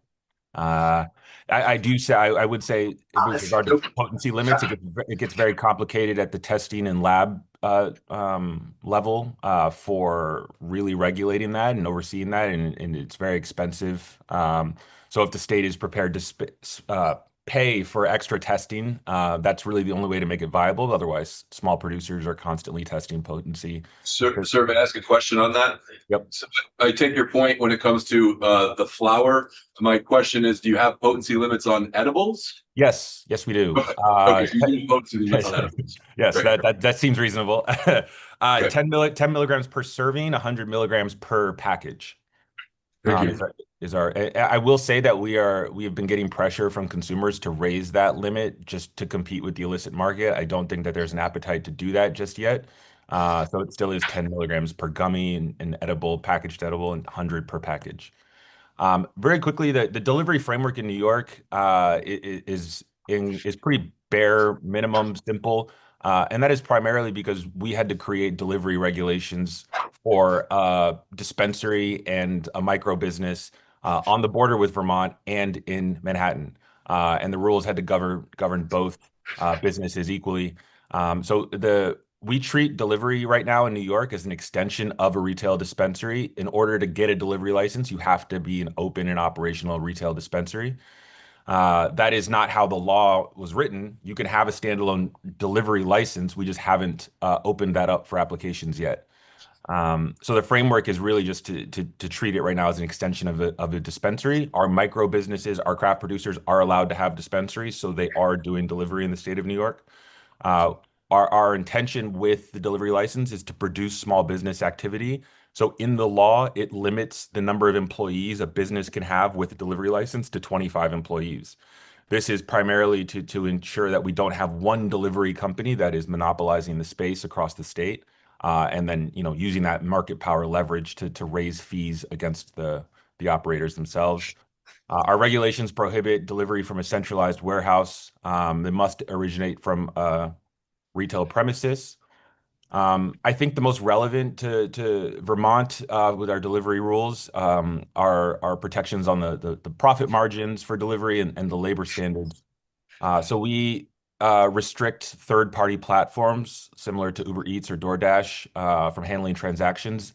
The transaction from the customer to order delivery has to be done on the retail dispensary or the micro business website. It cannot be done on an app or a third-party tech company. This prevents external third-party companies from extracting, up to 20-30% of gross revenue from the small business doing delivery. All delivery personnel must be W-2 employees of the licensee. This ensures direct oversight of that license and the delivery and standardized training. Inventory control, staff must pull product directly from the retail store. It can't be something from some other location. Customers must place orders before the delivery departs. We have prohibited mobile vending, the ice cream truck model. So they cannot carry extra stock in the delivery vehicle for pop-up sales or anything like that. Regulatory accountability, overhead costs. So a physical lease in a high traffic area means the biggest hurdle. You have to open up a retail dispensary to do delivery. When we first opened the market and we had trouble opening dispensaries because we were under injunction and there were lawsuits and there was a lot of court involvement with our retail rollout, we did temporarily for about a year allow the stash box model, which was if you had a retail dispensary license, you could do delivery out of a warehouse direct to consumers across the state, really. Someone in Brooklyn could deliver in Long Island. That was not happening very, very often. They usually had minimum orders of, $350, but it did allow for product to flow from farmer to retailer to consumer. Cannabis-specific vehicle insurance is something to watch out for. They're very high premiums, and fleet maintenance costs really offset the benefits of doing delivery. So to the best of your ability, looking at that insurance space, looking at the fleet maintenance costs associated with these, maybe there's a way to share delivery resources between small growers, because the margins are razor thin on these deliveries, and especially in rural environments where they're traveling long distances. The market reality is really that high volume urban retailers currently find delivery a lot more beneficial than our rural operators. New York City is the delivery capital of the country probably, and so that is something that is delivering a lot of value to our retailers and getting a lot of product out. But for the most part, in rural parts of the state, it's a lot of big parking lots next to a dispensary. Really, my final thing here is that, you know, there isn't much to mimic from New York's delivery rules for Vermont. Again, we were addressing the constraints we have as a place, you know, with Buffalo, New York City, and, you know, a town of 1,000 people on the border. But there are the two frameworks in our regulations that I do recommend taking a look at are the ban on third-party apps, which has successfully sort of prohibited them from taking over the space, particularly in New York. Our ban on third-party apps is directly informed by what we saw in California. I directly asked retail dispensaries what they were paying third-party platforms to deliver product around Los Angeles. And, you know, they, as the third-party platform became more necessary or more popular with consumers, retail dispensaries were more and more willing to pay higher and higher fees to use their services. So you would end up paying up to $30,000 a month at the top dispensary in Los Angeles just to appear on their platform at the top and to access the consumers ordering cannabis for delivery. Hey, Damien? Yes. Damien, Damien, we I'm have a question. trying to keep up with you. What's a third-party app and what's the Like Uber Eats, DoorDash for Oh, cannabis? Okay, thank you. You mean a third-party delivery app? Yes. Sorry. Yes. Can I ask a clarifying question? Yep. I think we heard that California limits delivery to where there's no retail establishment within a certain range of miles. That seems like it, you know, it might work for our rural state as well to begin with. Is that just California? No, so we, and I'm sure Ross will be able to clarify, but I'll just say that for us, you know, we have opt-outs in New York. You know, 30 to 40% of our municipalities have also opted out, primarily Long Island and some parts of upstate. But what we see with the delivery license is, in fact, that there are dispensaries that do deliveries, let's say on the border with Long Island and Queens, into Long Island. There is an opportunity there to get product into opt-out locations that our delivery license has managed to help with, but we don't limit it to those locations. Okay. We let the market kind of decide for them. And I will say Ross has his hand up. Oh, And I Ross. think he might be able to answer the question. Great. Ross, if you join us for that. Thank you. Hey everyone, happy to be here. Just to briefly introduce myself, Ross Gordon. I'm with Origins Council. We're a California 501c4 nonprofit.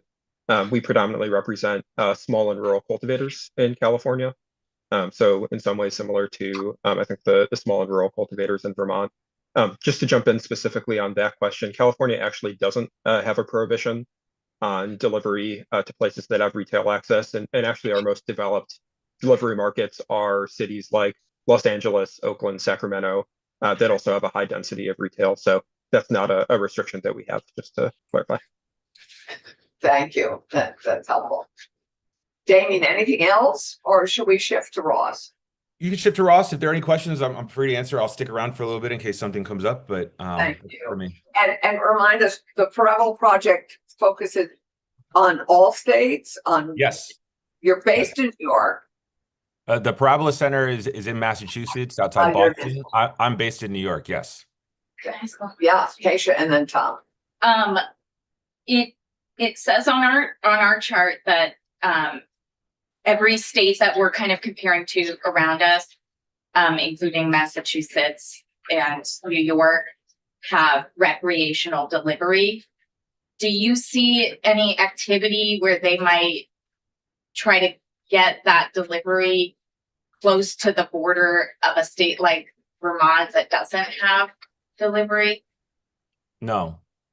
Okay, so that would be like fully illegal to deliver to Vermont. It would be too big of a risk because that would be a federal crime, and so our licensees would be, you know, risking their license and their safety for one delivery. We don't see the incentive really mapping out to that. Right. So, Thomas had a question. this is outside the scope of what you just spoke to, but I'm wondering if you could tell me how New York and California, to you, Ross, in Vermont, we currently require communities to opt in to allow for the sales, retail sales of marijuana, so dispensaries. Do you have something similar, or in New York and California, is it can a retailer open in any community across your entire states? So yeah, we have opt-outs. We automatically opt in municipalities across the state after the MRTA was signed. They had, I believe, 18 months, 2 years to have a vote to decide if they wanted to opt out. So everyone was automatically opted in. They had a vote to decide if they wanted to opt out of retail sales or on-site consumption. 30% of the municipalities across the state did opt out, but they always have the option and opportunity to opt back in with another vote. And so that we have seen over the course of the last 3 years since the MRTA signed, probably about 10 to 20% of all the opt-outs opt in and to retail sales. They are mostly, watching to see how the industry develops statewide to make that determination. I think a lot of them are starting to see the local tax revenue that is afforded to the municipalities through these sales, especially in a time where they need all the dollars they can get. More and more are opting in. Thank you. Terrific. David. Yeah, question for Damien, since you said you represent or you at least keep perspective on all 50 states. Specific to delivery permits, in previous testimony, it had been mentioned that Massachusetts had a problem with this effort. And I'm wondering if you can allude to that a little bit and tell us what happened there. And sorry. No, was there more? Massachusetts, at first, there was two big issues with Massachusetts delivery license. The first one was that they initially in their regulations required that there be 2 individuals in the delivery vehicle with body cameras. That proved to be way too expensive to justify the cost of doing delivery. So they changed that after a few years and reduced it to 1 person who I believe still does have to wear basically a body camera to track the movement of the product. But these are all costs that fall onto the small business and disincentivize them from even doing delivery because again, the margins on delivery are razor thin. So to the best of your ability to ensure public safety, but also keep costs down, that's probably the best move. And the second thing Massachusetts did is that they created a standalone delivery license for social equity. This allowed this was sort of the stash box model I alluded to earlier, where they don't need to open up a full retail dispensary location. They can store product in a warehouse, in a small storage unit, and do deliveries direct to consumers from there. The problem, however, is that we have not seen that business model has been at all successful in Massachusetts. Only a handful have ever opened. They've licensed maybe 50. And the ones who have opened have spoken in the press pretty clearly that it's not a very profitable venture. It's very difficult to acquire consumers. People have already become, at that point, had already become very familiar with their local dispensaries. So it was hard for them to attract the necessary volume to justify the business. So that model has not really been working in Massachusetts. Thank you, Damien. Okay, Ross.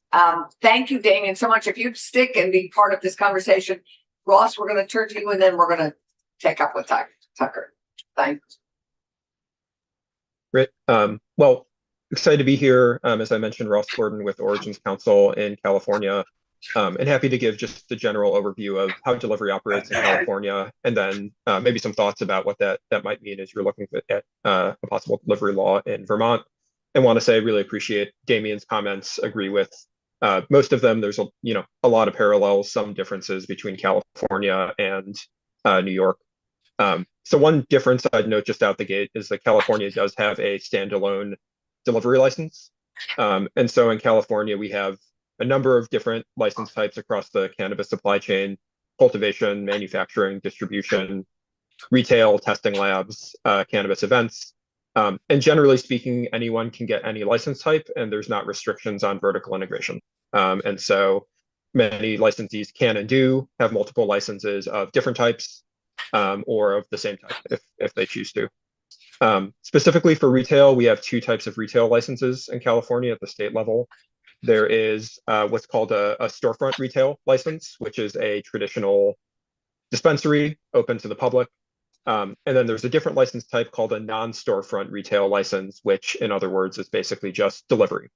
And to get that delivery license, you don't have to meet all the requirements of a storefront license. It's really a strictly more accessible, lower barrier to entry license than a full storefront retail license type.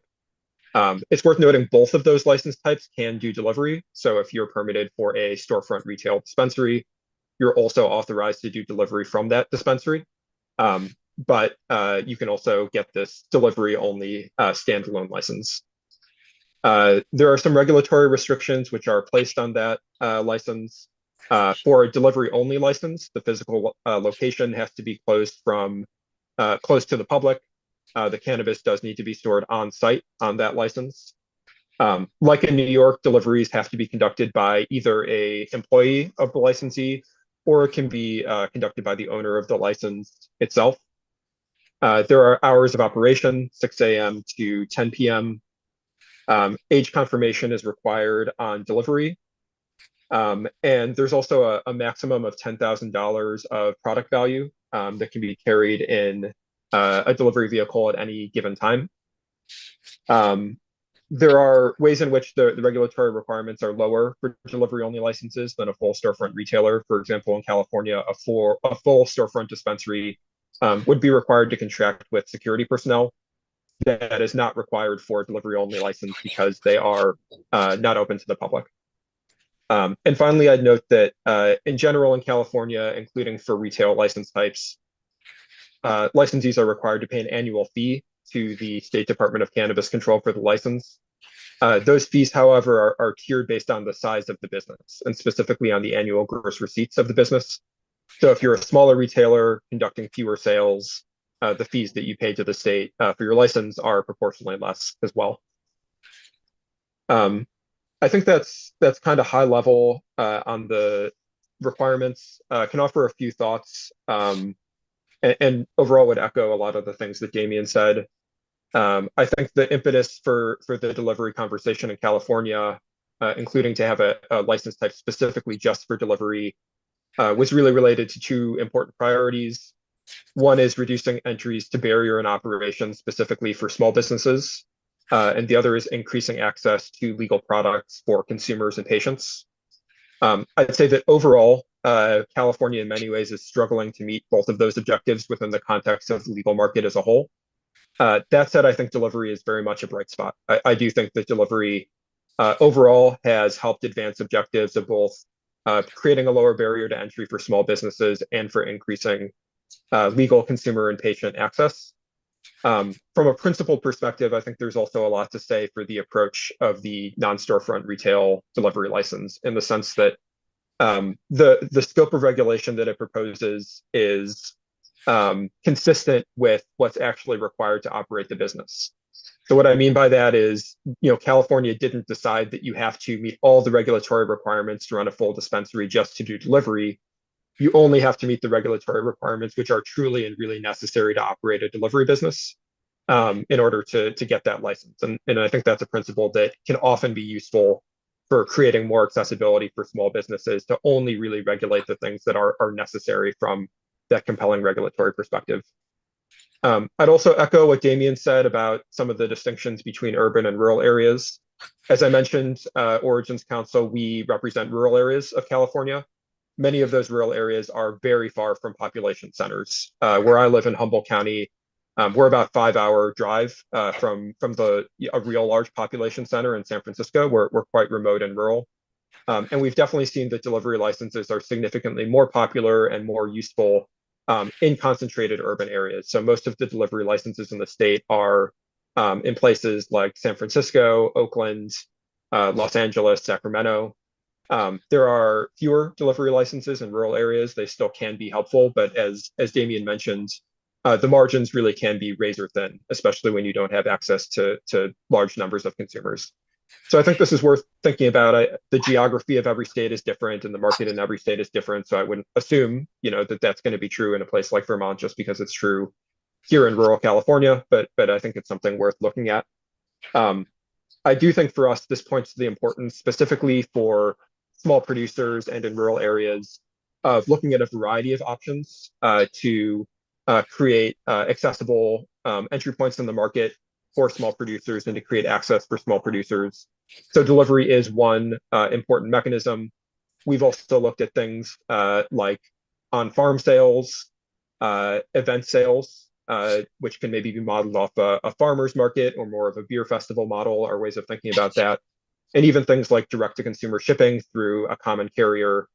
These are all mechanisms we look at for market access for small producers and craft producers that, depending on geography and depending on market conditions, can really have a big impact. And it's really not one size fits all. All of these options, from our perspective, are really important. Great, thank you very much. Fort Tucker joined us, Damien, and I don't, before Pepper left, he didn't actually weigh in with us on the notion of establishing a regional compact. If we look at the federal descheduling coming at us, we proposed thinking about how we would pull together a regional compact to come up with some agreements regionally that make sense. Have you begun work on that at all, or is it up to the smallest state to maybe launch some of those conversations? No, those conversations have absolutely been floated around with, cannabis industry leadership in New York for years now, including when I was at the Office of Cannabis Management. I think those discussions need to happen. I think there's a Northeast compact that's pretty evident that could create a very strong regional market that respects our various cannabis cultures and small business communities.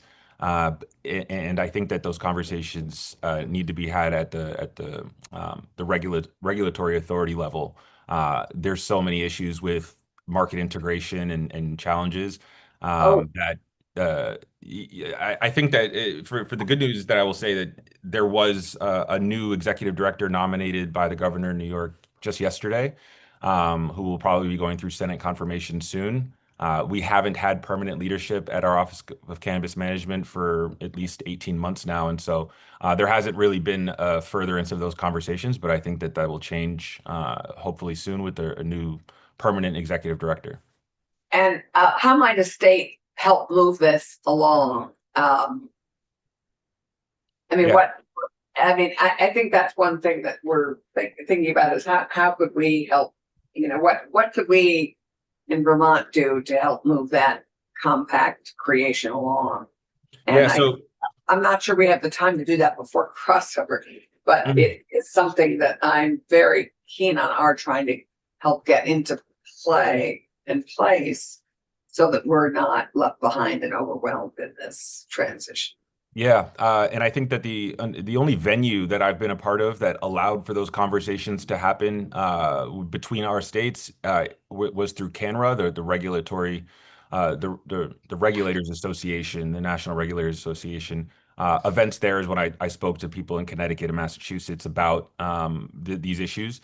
So I do think there needs to just be more regional conferences, meetings between regulatory authorities, more interaction, more events where they can actually interact and talk about how this works.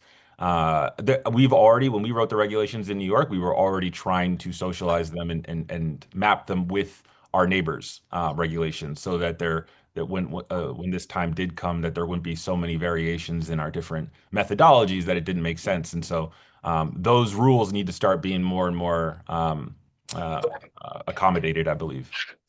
Well, and that's certainly a piece of this legislation that we're looking at, is aligning ourselves in all sorts of ways with our neighboring states. Anyway, well, thank you both. This is very helpful. Ross, I do believe there is a compact already formed in Northwest states. Is that correct? So we don't currently have any interstate compact. California and Oregon have independently passed pieces of legislation that give their governors the authority to do that under certain conditions. But those conditions have not been met. For example, there's various ones, but in California, one would be the Department of Justice issuing a memo and saying they tolerate that activity. Obviously, that hasn't happened. So there is the potential for it if certain standards are met, but that has not been implemented yet. Thank you. That's helpful.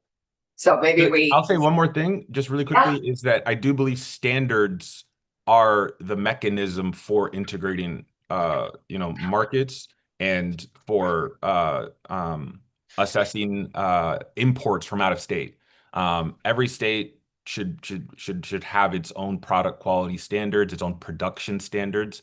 And if there are states that are not meeting those production or quality standards, such as states that have these massive markets with with indoor grows that are environmentally unsustainable, or that have non-organic production methods, these are methods for limiting interstate access from states that don't follow those same standards. I think that those need to be looked at and integrated more cohesively in our region.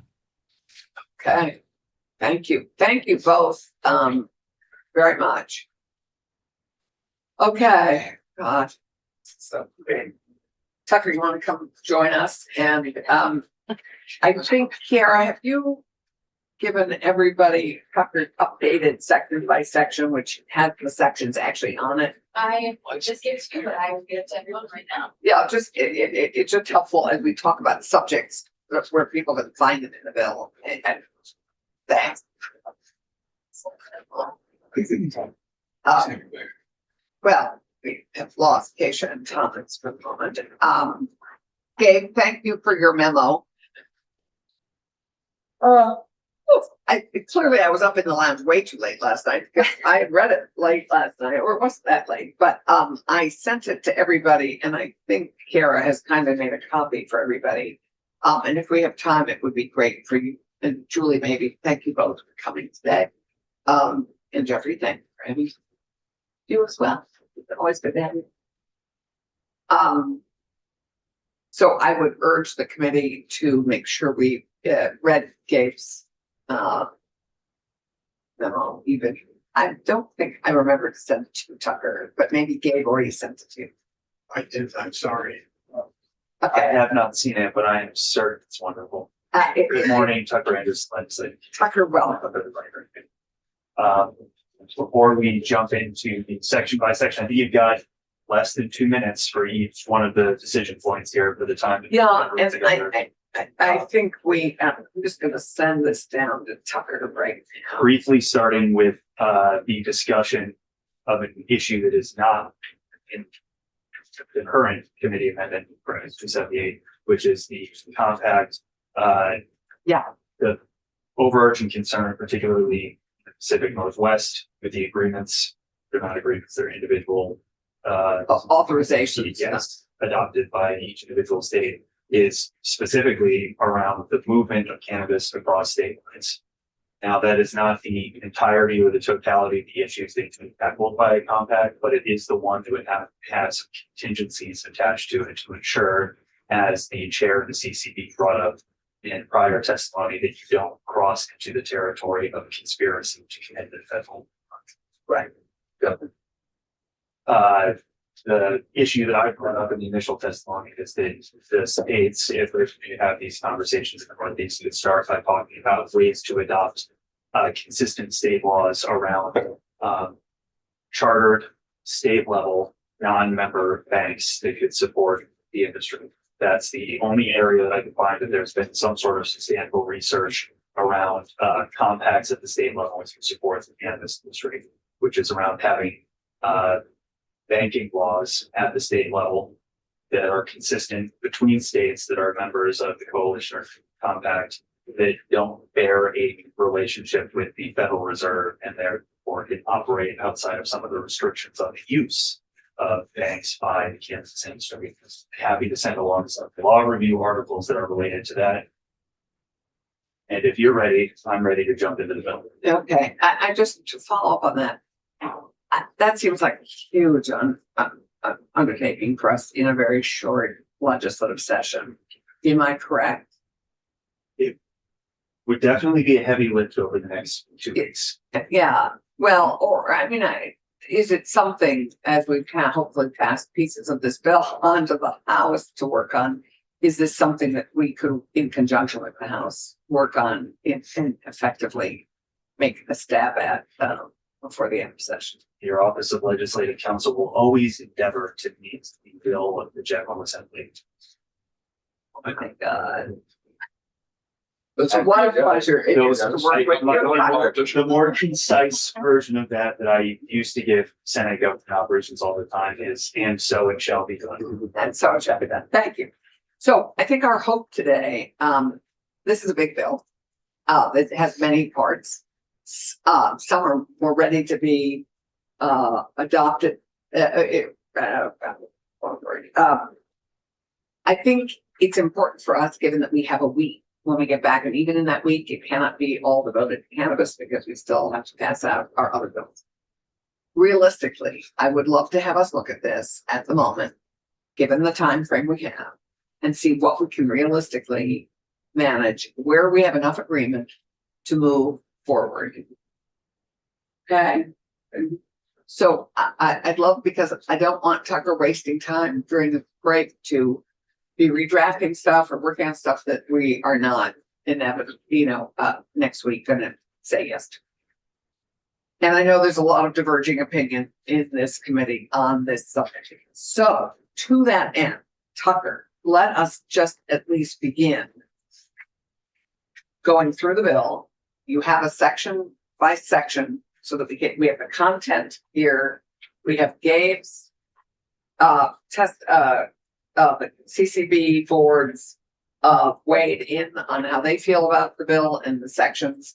And Gabe, as we go through this, if you and Julie have additional things you would like to mention, feel free. Tucker.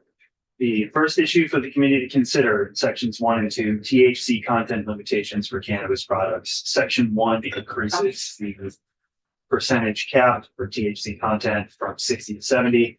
And section 2 raises the age for access to those products that are between 60 to 70% to 25 years of age.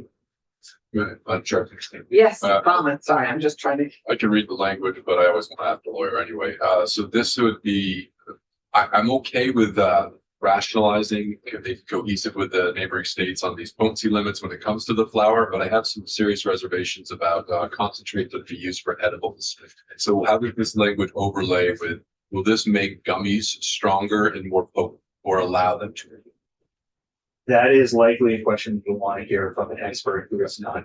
So if you want to know where I am, I don't support making it possible to have higher concentrated edibles. I have a pause and concern with edibles. With regards to flower, people know when they smoke it, and I don't necessarily want them to smoke more in order to get high, but I don't like the idea of really strong edibles that have delayed effects and can also have instances where kids eat them because they are in a sugary type of. So that's personally where I am, Madam Chair, is I think that's what you're looking for as a gauge. I think we would love a gauge. So you support making more consistent with other states on everything but edibles.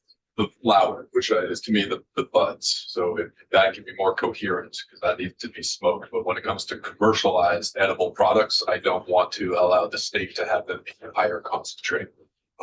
That's where I am. To help clarify some of the products that we're talking about here, first, the cannabis flower language is not in here. From what I understand, the maximum content is currently established in law is 38%. Does that sound right? And that is kind of an upper natural threshold that, surpassing that would be a biological need. But the section that we're dealing with here is specific to liquid concentrated cannabis products. And you may want to hear what that specific category of products is, because it may not be a perfect overlap with what you were describing as edibles. The liquid concentrated cannabis products can be used in a number of different subsidiary products, but the primary one that I have read about in the literature would be cartridges that are used for vapes. Okay, so this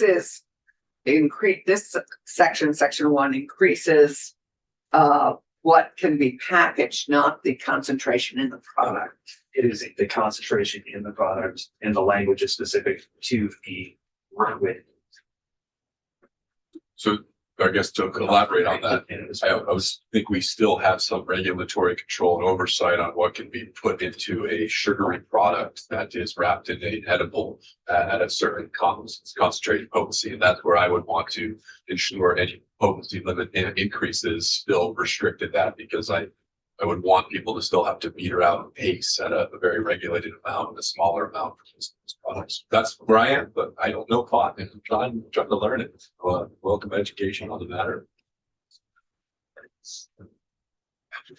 I always make cheesy jokes when it comes to pot, and I probably shouldn't, because it's pot. We're doing some pot today. How you doing, Timber? If I may, I don't have to Julie, interrupt. I step in think, and just identify yourself. Julie Holberg, Cannabis Control Board, and Gabe will probably put this better than I do, but I think your concern actually addresses milligrams and not percents of THC, which is what this part of the bill, I think, is really about, the percent THC.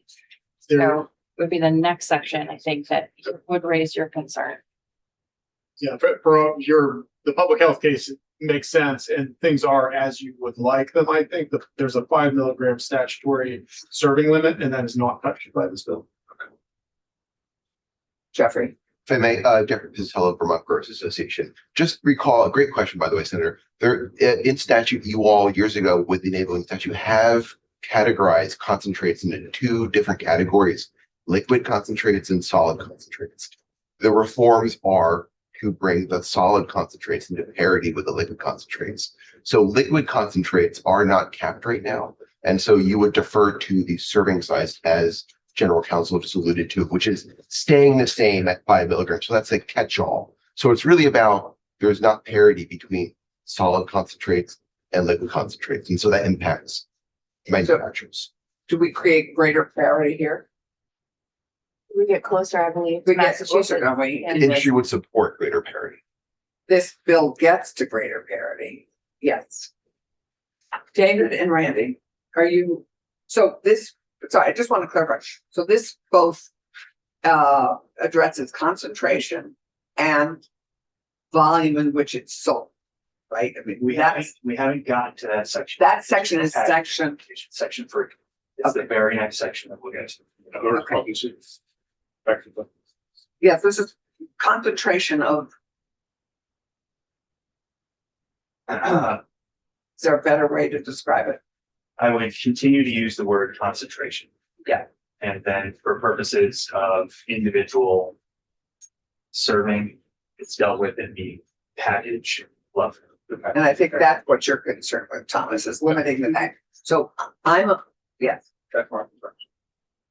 So and for me, this section really helps us align with our neighbors, correct? Is that a key piece of this? And so for me, this is an important, if we're wanting to move forward, aligning and preparing ourselves for descheduling, I think this is a key piece that we need to probably move forward on, David. Well, at least regionally. So we've got a good matrix. Yes, of we have 6 great. states. Yeah. And that's not necessarily the case. The product packaging is indicated on our matrix. And again, I'm not sure who produced it or who validated it, but there's only one state that's got a significantly greater concept. Are you on page 1 with the potency? I am.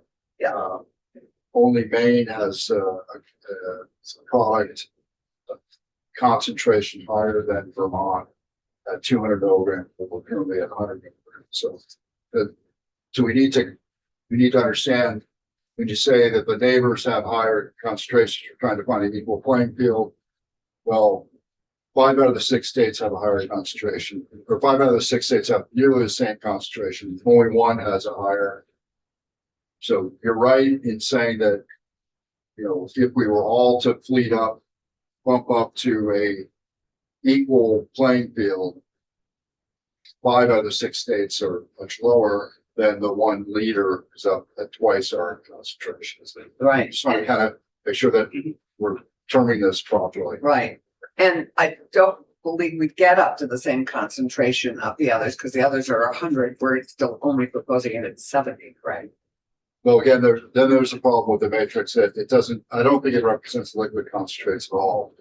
It looks like it's all, first Oh, part of this is it. liquid is 70, sorry.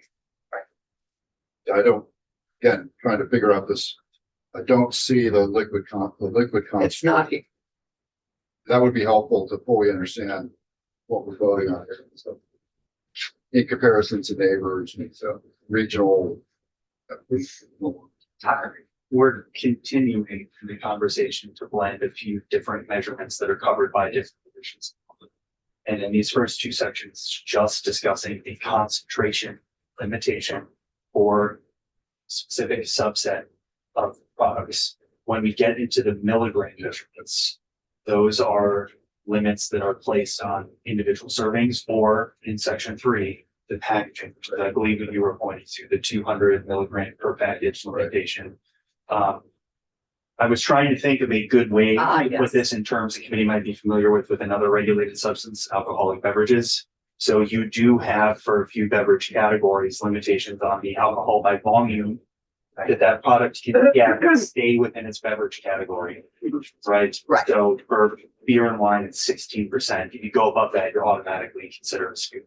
Right. And then we have fortified, And then there's special privileges that are afforded to certain beverages, like ready to drink spirits beverages, where they're not treated in spirits, but the packaging has to be under a specific volume in order to get that information.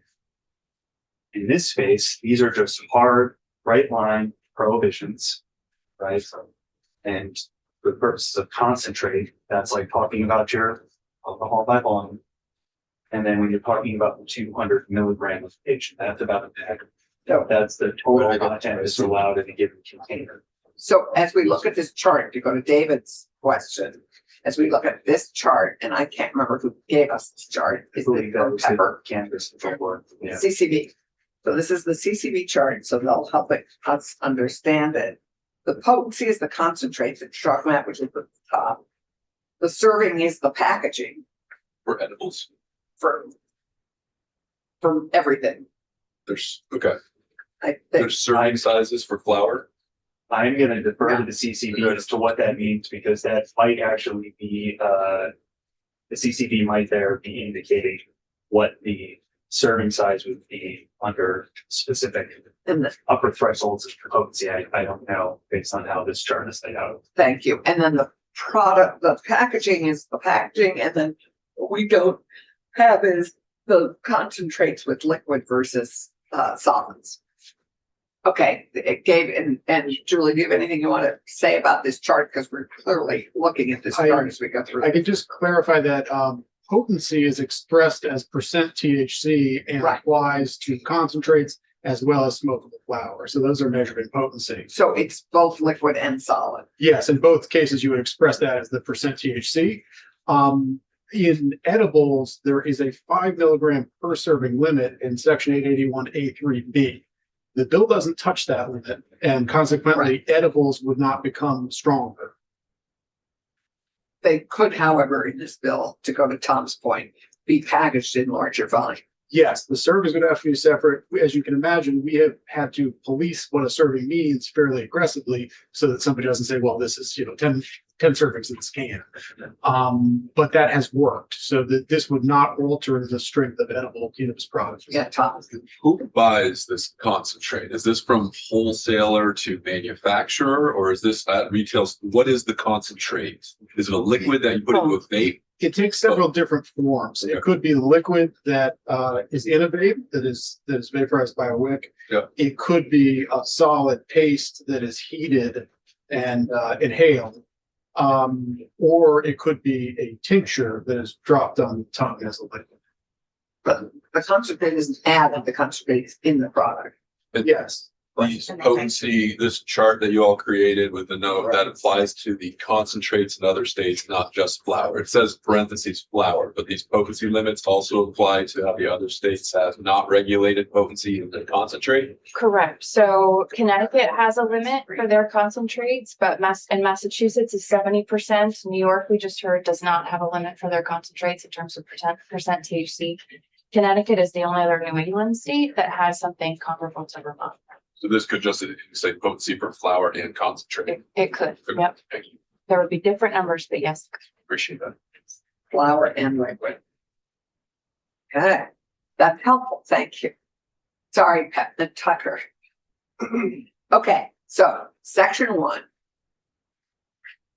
How are people feeling about increasing the concentrate and should we? I'm fine with this because I'm thinking this is taking us to the direction that we want to go. My general principle is I want to see a coherent market with our Right. neighbors. And so if this aligns with Massachusetts and New York, I simultaneously want to say, I don't want to adopt policies that will encourage the more use of marijuana, just like I don't want policies that encourage people to drink more alcohol or play the lottery more. So that's just where I'm coming from. But I do like the general approach of coherency with Massachusetts and New York. Consistency. Consistency of market, and I think that's what this goes to. And so shall we move to section 2? Anyone else want to weigh in on No, I this? just want to add that if we can get this particular, so 70%, 60 to 70%, I don't see 60, 70% anywhere on this matrix. So I'm not really sure how we compare to neighbors. That's my only thing. Right. I just think we need that visibility. We all understand what the market really looks like around. So if CCB could do that before we come back. DCB, can you explain how 30% THC equates to what we're talking about 60 to 70%? So the 30% is for the flour, and we're talking about solid and liquid concentrate. So something that's flour that's already been processed into something else. In Connecticut, the concentrate cap is 60%. In Massachusetts, it's 70%. In New York, they do not have a cap, and I don't have Maine in front of me, but I don't believe that they have. Yeah. So they don't have caps either. Maine and New York, I don't believe have a cap on their concentrates. In New Jersey. I don't have New Jersey in front of me. I only did New England. And Vermont is currently at 60. Vermont is currently at 60. Massachusetts 70. We'll wait to hear what New Jersey is. Yeah. Okay. Jeffrey. They don't have a cap.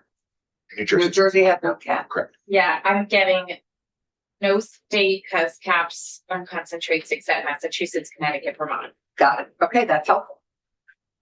So they're right up there. They may be substantially more than we at the moment. Yeah. Okay. All right. That's some excellent before we make that assumption. Are they? Yeah, I would say one way to think about this is these are products that will be available on the illicit market. Does the state want to bring them into its regulatory framework or not? And in that process, you're ensuring a degree of public safety and health, but also you're capturing that tax revenue and ensuring that those businesses are playing by the rules. But I think what David's asking is, what are the concentrates? What are the percent factors now in Maine and New York and that we're seeing that we're competing with in the illicit market? Gabe and then Jeffrey. I believe in the few states that regulate the concentration of inhalable products, 70% is the norm. I think that's where. That's helpful. Things are, again, there, the public health consequences of changing the inhalable cap are not the same in board's view as the public health consequence. Inhalable versus consumers.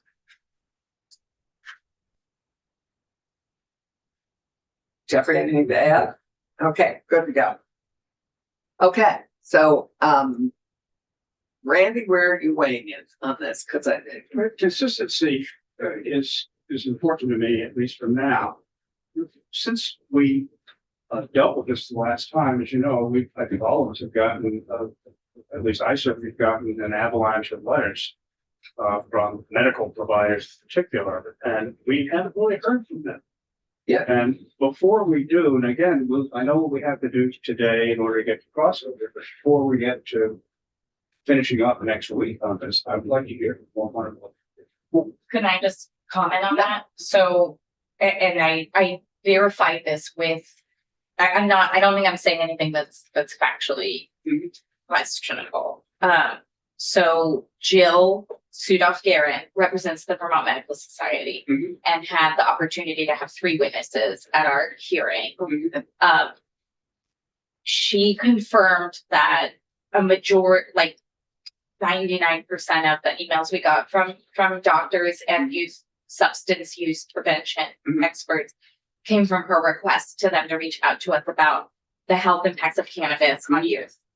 I wrote back to all of them and I copied you on most of them, which also helped me learn. It helped me confirm that they all came from the same place because they all spelled Tom Chittenden's email wrong. So he didn't get most of them. So when I wrote back to every single one of those people, I got an undeliverable message for Senator Chittenden. So I did point that out to Jill. I just said, by the way, he didn't get any of them. And she acknowledged that was her group that she had reached out to. So I kept the file of all of those and I responded to every single one.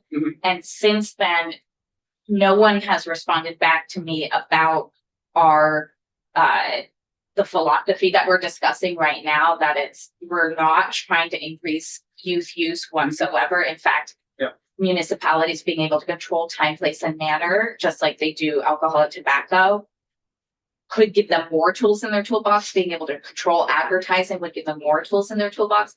No one thus far wrote back with any further concern or commentary to those. And the last, did they disavow of those that we got? Did they disavow anything that they told us? No, they didn't disavow anything they told us. What they told us is here are the health effects of cannabis on young people. And we don't want to increase access for young to the young people's market. And in many cases, they were trying to address something. This is, and Keisha kept saying, this is law. We're dealing with current law and we're moving forward. These are medical is legal in almost every state. Right.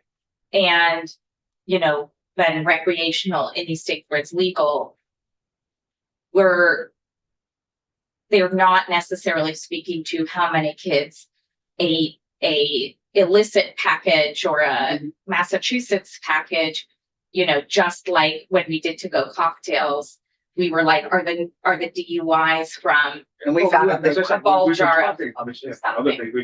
Potency is one of the things that on our subject, the notion of consistency, and presumably it's the right consistency.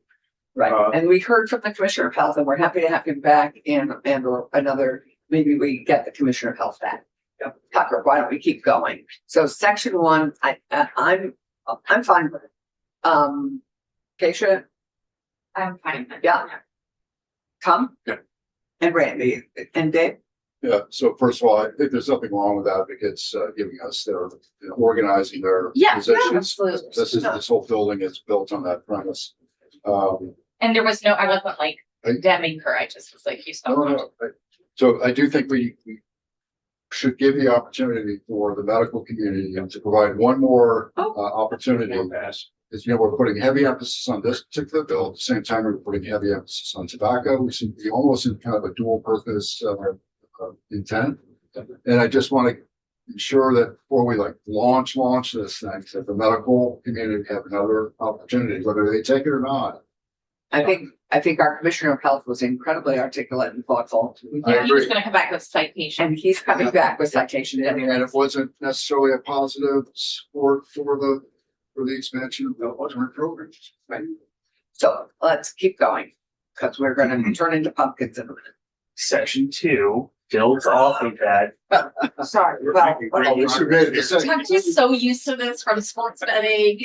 Section 2 builds off of that concentration increase and establishes the 25-year age limit, right? So you have to be 25 years old to buy anything over the 60% concentration. And you have to be 21 to buy anything up to. Correct. So the stronger stuff, you got to be 25. I'm not really sure what we're doing here. We're kind of like gradually increasing these amounts, or we have a 2-step process. It just seems a little wonky in relation to a conversation about tobacco, where we're doing just the opposite, where we're trying to prohibit and decrease. We're trying to prohibit addictive behaviors with nicotine. It's like a two-headed approach to somewhat simpler. This is making it harder. So this is raising the age limit for the stronger stuff. I got that. work. We did hear some testimony that that in the islands, their average customer age was 58. But, you know, the people who are making a Costco decision, like how often can I go to New York or Massachusetts? Yeah.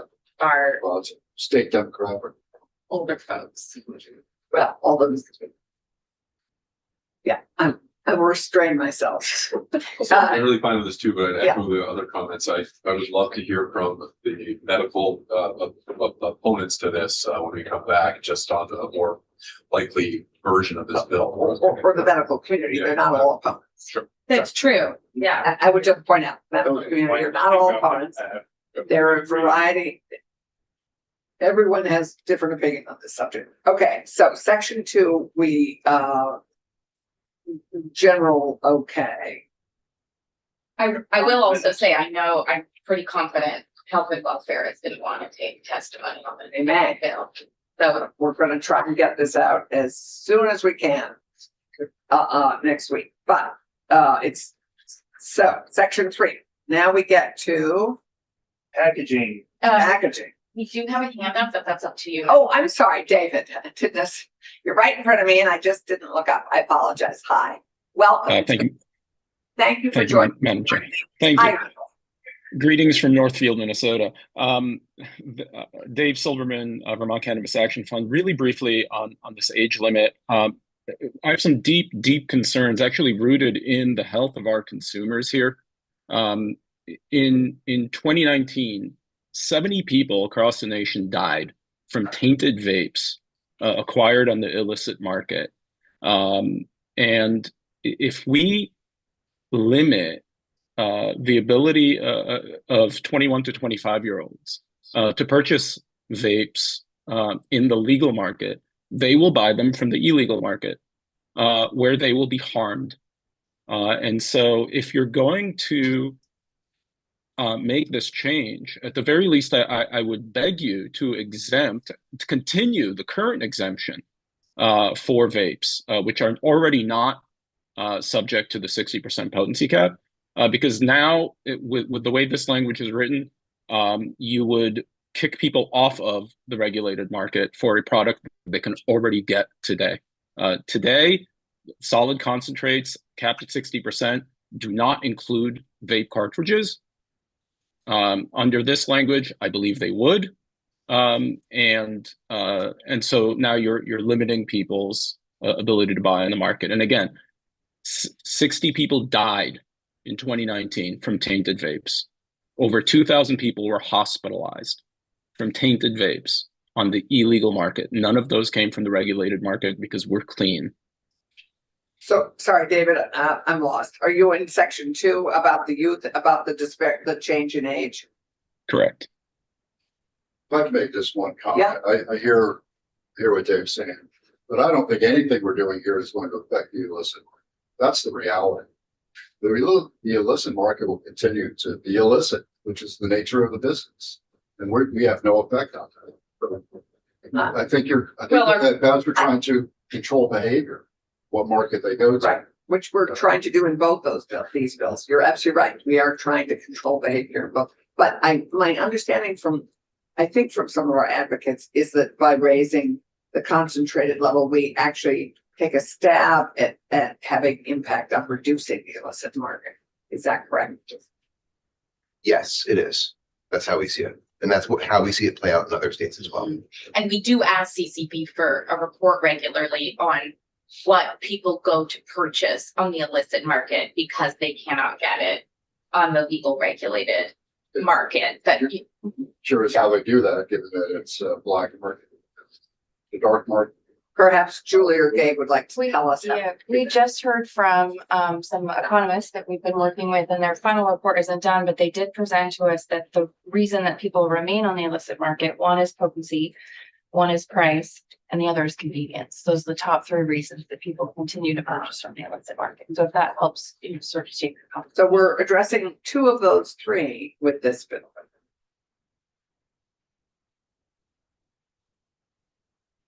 Okay, thank you, David. So David, your recommend is to not raise the age, is that correct? Correct. I would either not raise the age at all, or at the very least exclude vape products, which already are not subject to the 60% potency cap. I feel like we're talking about vapes in other realms, so I Yeah, want to make sure I understand what we need. What that means. Based on the decisions of the committee and the context of the conversation, I will reevaluate the use of the term cannabis products as a broadly defined term here to make sure that this is just for the liquid and concentrate products that are governed by the first section of the bill. Just for liquid concentrate. Yes, making sure that the language is consistent and that the sections conform to each other. Thank you. But raising the age for all the other cannabis products. Raising the age for the products that have increased concentration under section 1 of the bill. Right, to make it Same consistent. concentration, same So- potency. Yep, so the difference, yes. Never mind. All right. Um, I'll read about this next week and I'll be an expert on pot when you come back. So I Go visit a store in the state. or go visit a store here and see what they're like. Yeah, that too. Or a farm. Packaging, Yeah, let's cool. we've already discussed this quite a bit. Raises the per package limitation from 100 milligrams to 200 milligrams.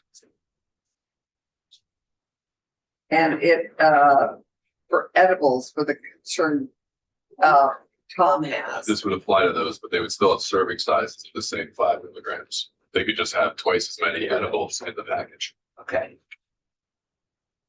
that's comparable with the neighboring states. so you're As long okay as with the this. edible themselves still don't have more, that's my concern. They just don't want really strong, high potency, sugary things. And Maine allows for double what other states allow for in a package. But that's the only outline. The others are 100 milligrams. We're currently at 100. It's proposes us to go to Maine's level. Yes. Maybe we should stay where we are, and eventually consistent. I think, Which just means they buy 2 packets, right? yeah, but then they're limited as to how many total. Per transaction. They just leave the store, come back in. That's what they were saying That's is the one or the other. happening. And I mean, like, we could talk to Maine, but they're also a very rural state. So I think it, and they don't have as many opportunities to cross the border. So that's would be my guess as to why they. So I think sadly that we need to end there, given we're being called to the floor. I was production. Anything further, I would encourage the committee to read this bill, to look at Tucker has now given us a section by section that with the description of the section. Gabe and CCB have given us a response to where they are on this bill. Is there anything further for us to be thinking about as we go into the break and reviewing? Tucker and Julie, look like you have thoughts. So my suggestion was going to be for the committee to look at the breadth and scope of the 2 pilot permits that you're putting in place for the CCB to issue over the 2-year period. The reason being that a lot of the discussion and the questions that have been raised both at the public hearing and this morning by some of the experts you heard from are covered in those sections. But there are events. Right, specific policy choices that are made within those sections. The committee should be informed about them and understand what you're delegating to the CCB. So just as an example, the event permit does not exclude cannabis establishments themselves. So by proxy, you have an opportunity for the lounge or on-site consumption to take place depending on how the CCB operates that permitting program.